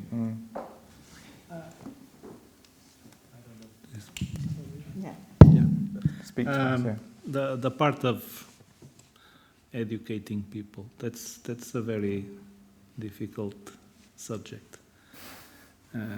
The communists wanted to educate people. Some of the problems that arise with vandalism on public transportation, a lot of them are related to bad design on the product. Usually on public transportation, I'm talking generally on big public transportation, the materials are the cheapest, the assembly is the cheapest, and so on. And things are not that pretty. When you have a subway train with very nice and comfortable seats, it lasts longer. You know. The Autolib experience in France, the car was the cheapest possible. It was very badly made. So people maybe somehow used it to download some frustrations because it was already so ugly. So let's just destroy it. You know? But it's psychological, though. Yeah. I mean, even elevators, it's a form of mobility, up and down. Yes. Yeah, Yes. I mean, they changed in a council flats wooden paneling on an elevator to polished steel, so they had reflection, and suddenly no graffiti, no vandalism, no nothing. I mean, it's if you put a little bit of quality, people tend to take a bit more care. Okay, mix this with alcohol and a party, maybe, I don't know. If you use better materials Yes. and you think more of how to avoid people to destroy this and how to make this more friendly and attractive and nice to people. You know, because a lot of public transportation hates people. But we should go then with not education, I think. We've had a lot of time to try education in mobility and it's not worked. We should go with desire. And there's a very classic story about how the psychologists use desire. Edward Bernays is the nephew of Sigmund Freud, and at the end of the Second World War in the United States, cigarette sales were going down because the troops came back and they stopped smoking. And Edward Bernays was commissioned by leading Lucky Strike, I think it was, to get women smoking. And he did it through desire. I mean, it wouldn't be accepted today as a strategy, because what he did was, on Irish Day parade in New York, he put 6 women at the front of the parade in bikinis, which weren't worn then, generally, smoking cigarettes. And a lot of women said, I want that, you know? So they created an image. Today, I think there would be a completely different reaction. And he was criticized heavily for doing this too. But he worked with desire, he didn't work with education. Especially at the time, the cigarette companies already knew cancer was a challenge. So, and I don't know how, from your perspectives, you can work with this idea of desire too. We have been using this word comfort, but desire is a little bit more, you know, something to aspire to, rather than comfort, which is boring actually. I think when you say desire as well, I mean, also you mentioned the word tailored. Tailored for different cities or different cultures. I mean, desire is also a taste, and it's culturally led. It's cultural, yes, Yeah, and I think we have to get a finer nuance on these cultural differences. As you said, every city bus you design, Jean, for a different city is different. You know, in Bermuda, people travel a lot by bus. You know why? They have air conditioning. Yeah. There you go. Free air conditioning. Yeah. Just pay the bus ticket. Because the desire is there. And then the buses are overused. Because they also just go around the island. They just go around and people just getting up to refresh. If travel anyone from around Bermuda, I a little really bit. apologize, okay? We're stereotyping people from Bermuda. No, people from Bermuda live in a very hot island. Yes, that's true. Very hot. So they have a tough time. Yeah, I think it's more about aspiring humans, wherever they come from, would want to cool down. Yes, exactly. It doesn't Can matter I anything open else. some questions to the public? Do you think we've got this time? I would like to invite our two volunteers. They have fishing rods to pick people out. Can I see any questions from the audience? If you'd like to raise your hand. Yes? Okay, I have a question in the middle. Okay, thank you for the nice contribution to this theme. I just want to ask a thing. Many of the concepts you discussed, we know this already for many years, and a lot of things were already experimented in. For example, I'm remembering the bike sharing or the car sharing from the Provo movement in the 70s in Amsterdam, the white plans. You can find some things on YouTube if you want. But in the phase of climate change, which we think, we are at 7 years of a certain point of no return. Aren't we moving too slow? Or, I mean, we know, it seems we know what we have to do as designers, but is this not moving too slow? And how can we go quicker or faster or bring the solutions in sooner on realized? Who dares answer that? How can we stop the tipping point of no return in 7 years through design? Stop working. Funcionar o microfone. Posso começar, mas acredito que isto tem que começar por uma consciência global. Eu acho que infelizmente o ser humano só percebe que está numa má situação quando já praticamente já não há volta a dar. Ultimamente e nestas semanas, podemos falar no presente, tem acontecido muita coisa. Cheias e por aí fora, e vão acontecer mais. Acho que nós podemos dar o contributo e devemos dar o contributo em design, e estávamos aqui a cruzar aqui muitas ideias ainda há uns minutos em termos de transportes e como é que podemos usar smart materials, como é que podemos simplificar os transportes e melhorar as experiências afetivas e emocionais com UI, com UX, com experiências de utilização e isso tudo. Mas a indústria também tem que ajudar, mas temos que ser nós, na verdade, também, a contribuir. Tem que ser as comunidades a juntarem-se e tomarem uma medida. Não sei, não é simples. Acho que não é uma pergunta com uma resposta rápida. Yeah, I mean, a consciência. The word that it's saying basically, Alistair mentioned change behaviour. I mean, basically, you're saying that the designer should change the behaviour of people. How they do that, I don't really know. Yeah. Nós podemos, até em design, nós podemos desenhar um objeto que é incrível e nós acreditamos que a pessoa que o utilizador se vai ligar com ele com o mesmo amor com que nós desenhamos. Às vezes acontece que pegam no objeto e usam de outra maneira. Isso às vezes acontece. Nós simplesmente não sabemos qual é que vai ser o curso da utilização ou a maneira como as pessoas se vão ligar.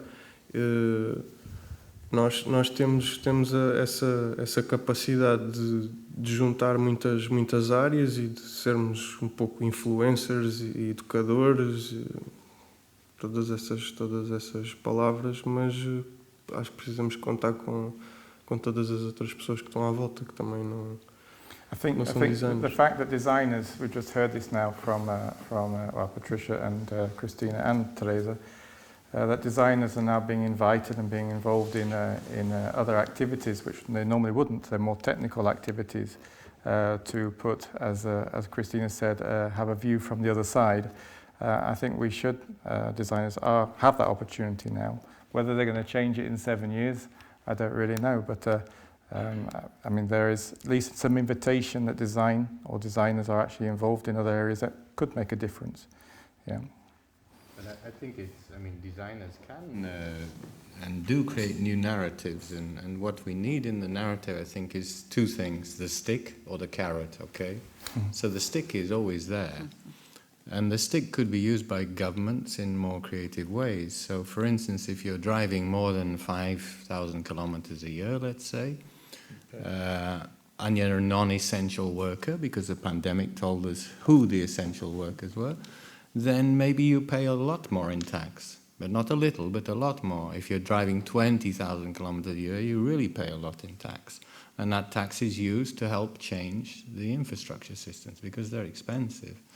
And on the kind of carrot side, well, this would also need easy forms to use with the government online, because I'm just looking at passport forms for the UK government now, and I tell you they need some designers, because the forms are not easy. So on the carrot side, I think we have to remind people that we are bipedals. We walk, and it's enjoyable.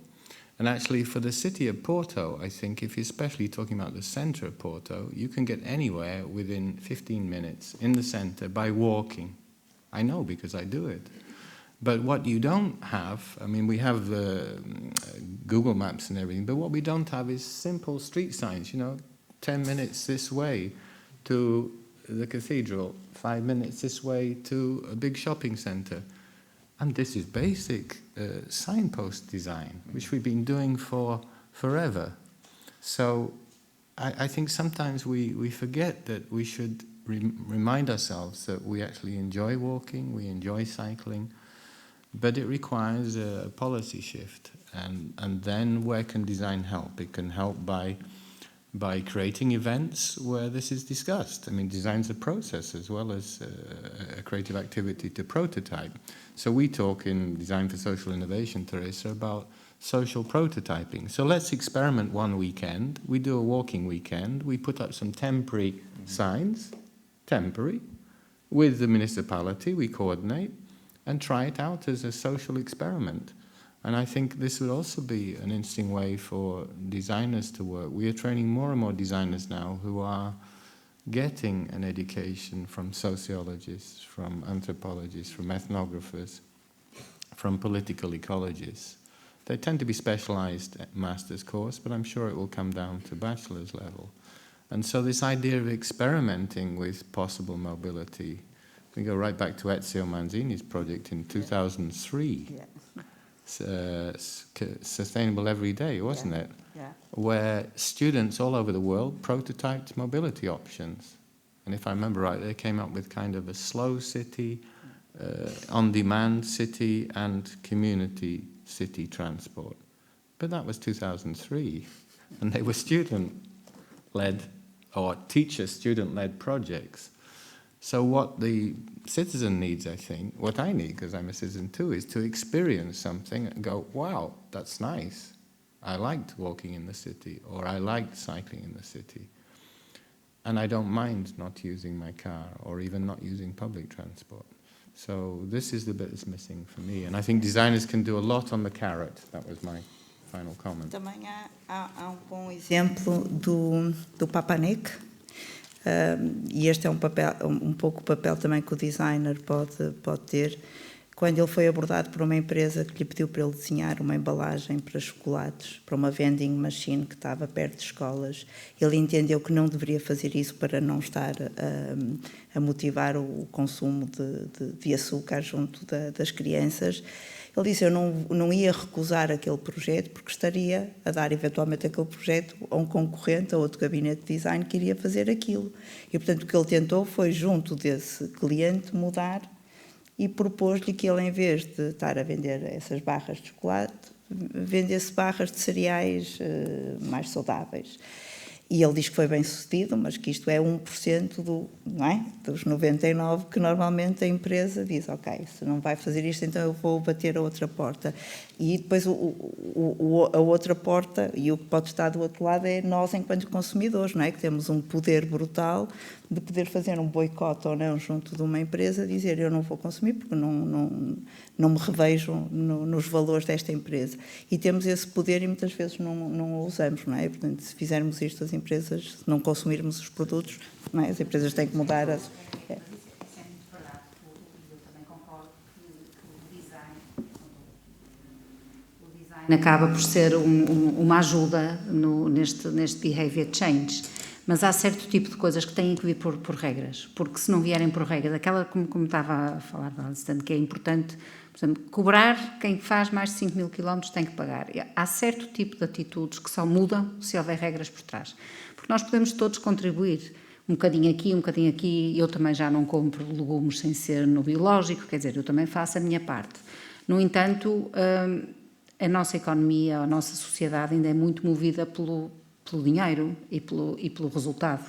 E a maior parte das empresas, então as empresas públicas de transporte, no fundo, eles querem, quer dizer, obviamente que agora, já não posso estar agora a falar assim desta forma tão bruta, mas no fim do dia tem que chegar a um resultado positivo. E se a pessoa é transportada num autocarro elétrico ou se é transportada num autocarro a diesel, e se a pessoa tem materiais melhores ou piores, não interessa, porque o que interessa é chegar ao fim e economicamente ser viável. E isto aqui ainda acaba por ser um obstáculo a sermos nós a conseguir mudar. Por isso, há coisas que têm claramente de ter que ser mudadas por regras, por leis, a partir de 2030 já ninguém pode circular, já não se pode produzir carros a diesel. Ok, é assim, ponto. Porque senão vai ser difícil. Nós todos podemos contribuir, mas se não houver um top-down forte, não dá. I would say the fault is yours, as is mine and everybody's. Everybody wants everything cheap. Designers over the years, manufacturers, they have tried new materials, new solutions, but they can't sell them because they are too expensive. Everybody got used to very cheap stuff. If you don't change that, it's lost those 7 years, forget it. Because if you want cell phones for €1,000, with all these functions, that is the problem. We are used to very cheap stuff. We want cheap stuff, we don't pay for better stuff. That's why recyclable plastics are not sold. That's why every manufacturer that needs to do some plastic product has to use polypropylene, because it's cheaper, because no client is going to pay for a recyclable plastic. And then you cannot change that. So it's cultural, it's educational, but it's global. It's not one country, it's everybody. Well, it's interesting what you said, because we've been training people to be consumers. There's an educationalist, Alan Findley, Canadian design educationalist, and 20 years ago he said, we have a very narrow anthropological view of consumers, of humans as consumers, and no other existence as humans, which is ridiculous when I say it aloud. And so this has led to this race to the cheap, let's say. But it doesn't really elevate us as humans in the end. And I think that's, again, the challenge here too. We have a multi-crisis now, but how do we engage people in also being their own solution too? And how do they put pressure in the right places to do that? And I still think design has got an ability to tell stories and engage people in a way which they can experience the future, an embodied experience. This is more powerful than 10 books, 20 politicians, an embodied experience. This is the difference. Can I take one more question from the audience? Does anybody have a question? Yes, please. Forgive me. Can you pass it?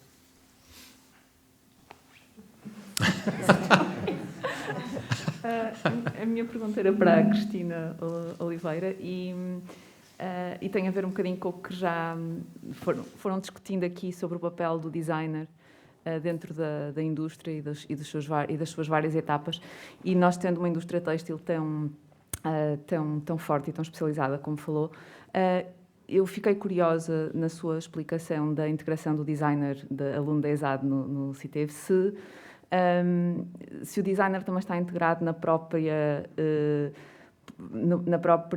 desenho, no próprio desenvolvimento do produto do têxtil a nível estrutural, ou seja, não só um têxtil que tem determinadas valências e que é feito com determinadas matérias-primas, e depois onde é que se vai aplicar isso e como, mas também se os designers já estão, enfim, no CITEV ou na indústria têxtil em geral, integrados na própria construção, juntamente com engenheiros têxteis, etc., dos tecidos, ou seja, da estrutura.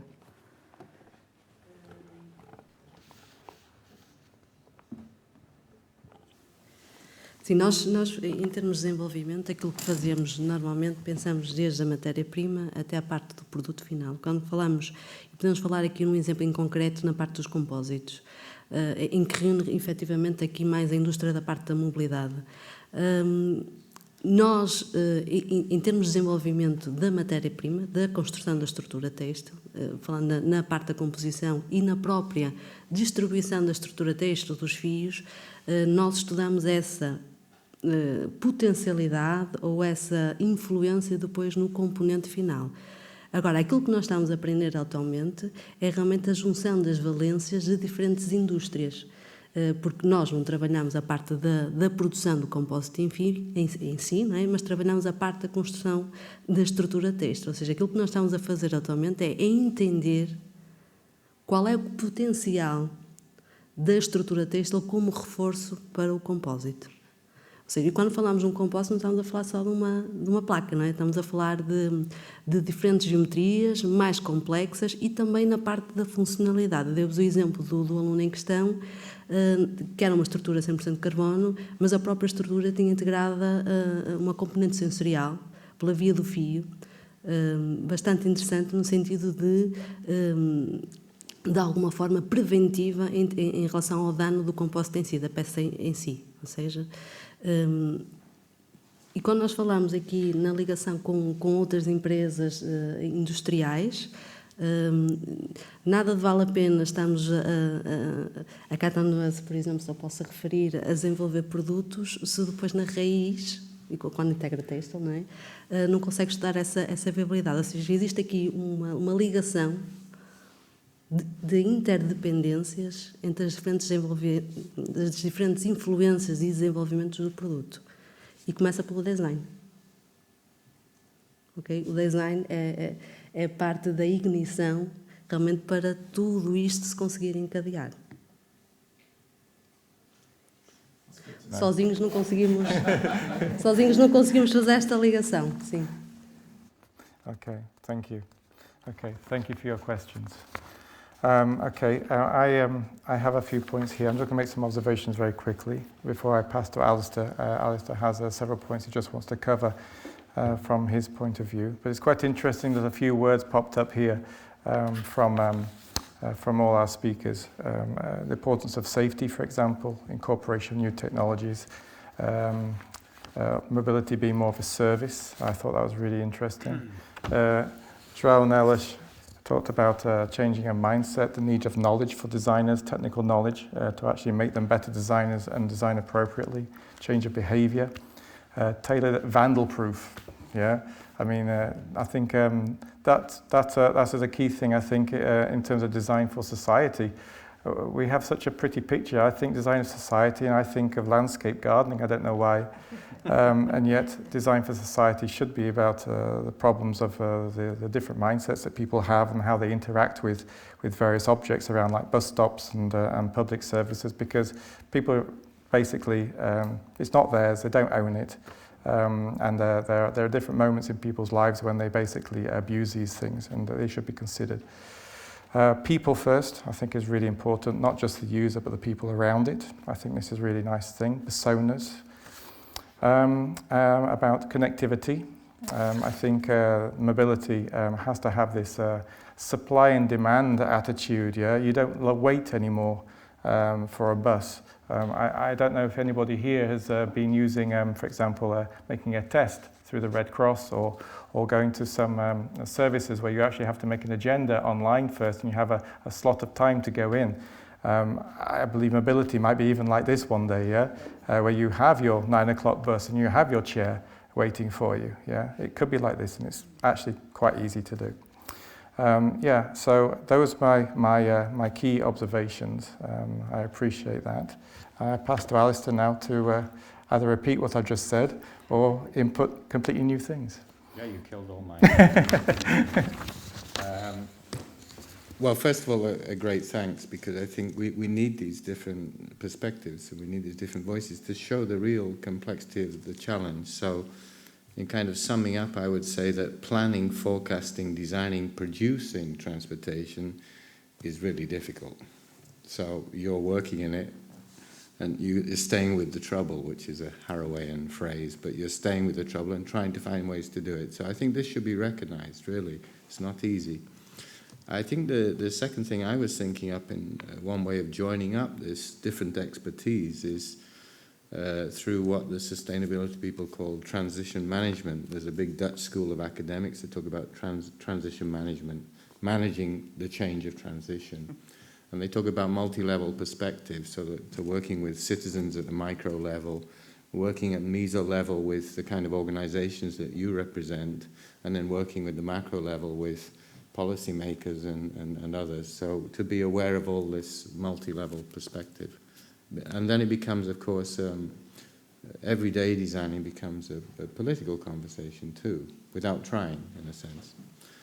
It's a huge transdisciplinary challenge, so what I see that you're all doing, in a way, is working with other professionals and other disciplines, because that's the nature of the challenge. And I would just say maybe it should be extended more. So you've heard me talking about anthropologists and ethnographers all the time, because it's part of the behavior change. So I guess we can all reflect whether we got the right professionals in the room. Then, of course, involving the citizens. And I really do think there is something called citizen intelligence, though when I open those words and I think of Brexit, maybe I'm completely wrong. But I do think there's a thing called citizen intelligence if you give them the right designed circumstances to work in.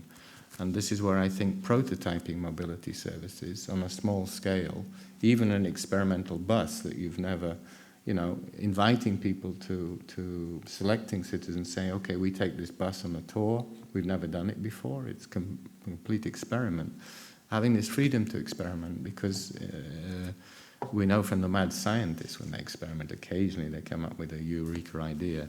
Well, mad designers can also come up with the eureka idea as well. So, and then I think something we haven't been able to touch on too much because of limited time is this idea of new symbolic desires. So could it become desirable again for more human-powered transport in the city, whatever form that is, walking, cycling, pedestrian scooters, not electric scooters, or paddling on the river, or whatever. Can we find a new way to make?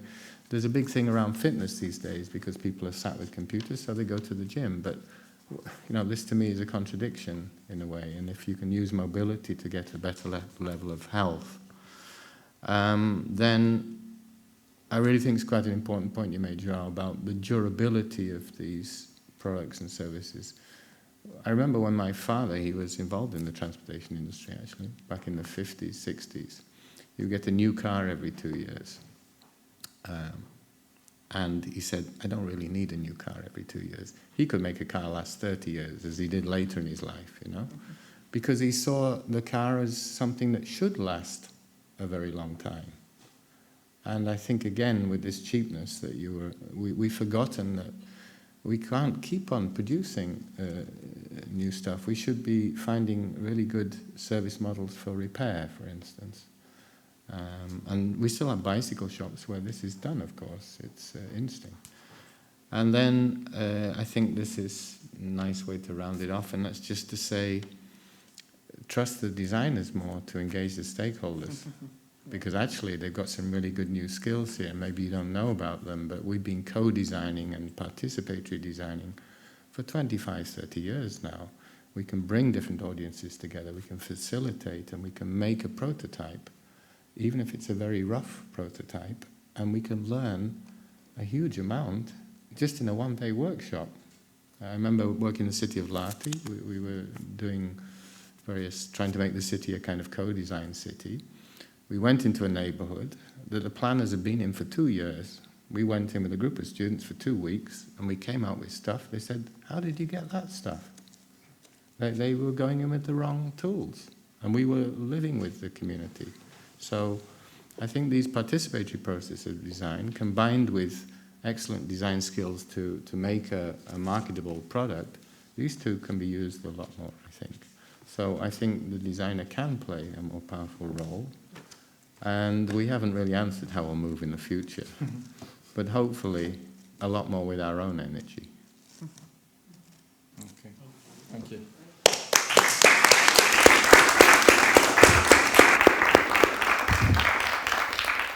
Like I said, this is not about answers, it's more about perspectives. I'd like to thank our panel for spending an afternoon with us today. I think it's been a really interesting talk.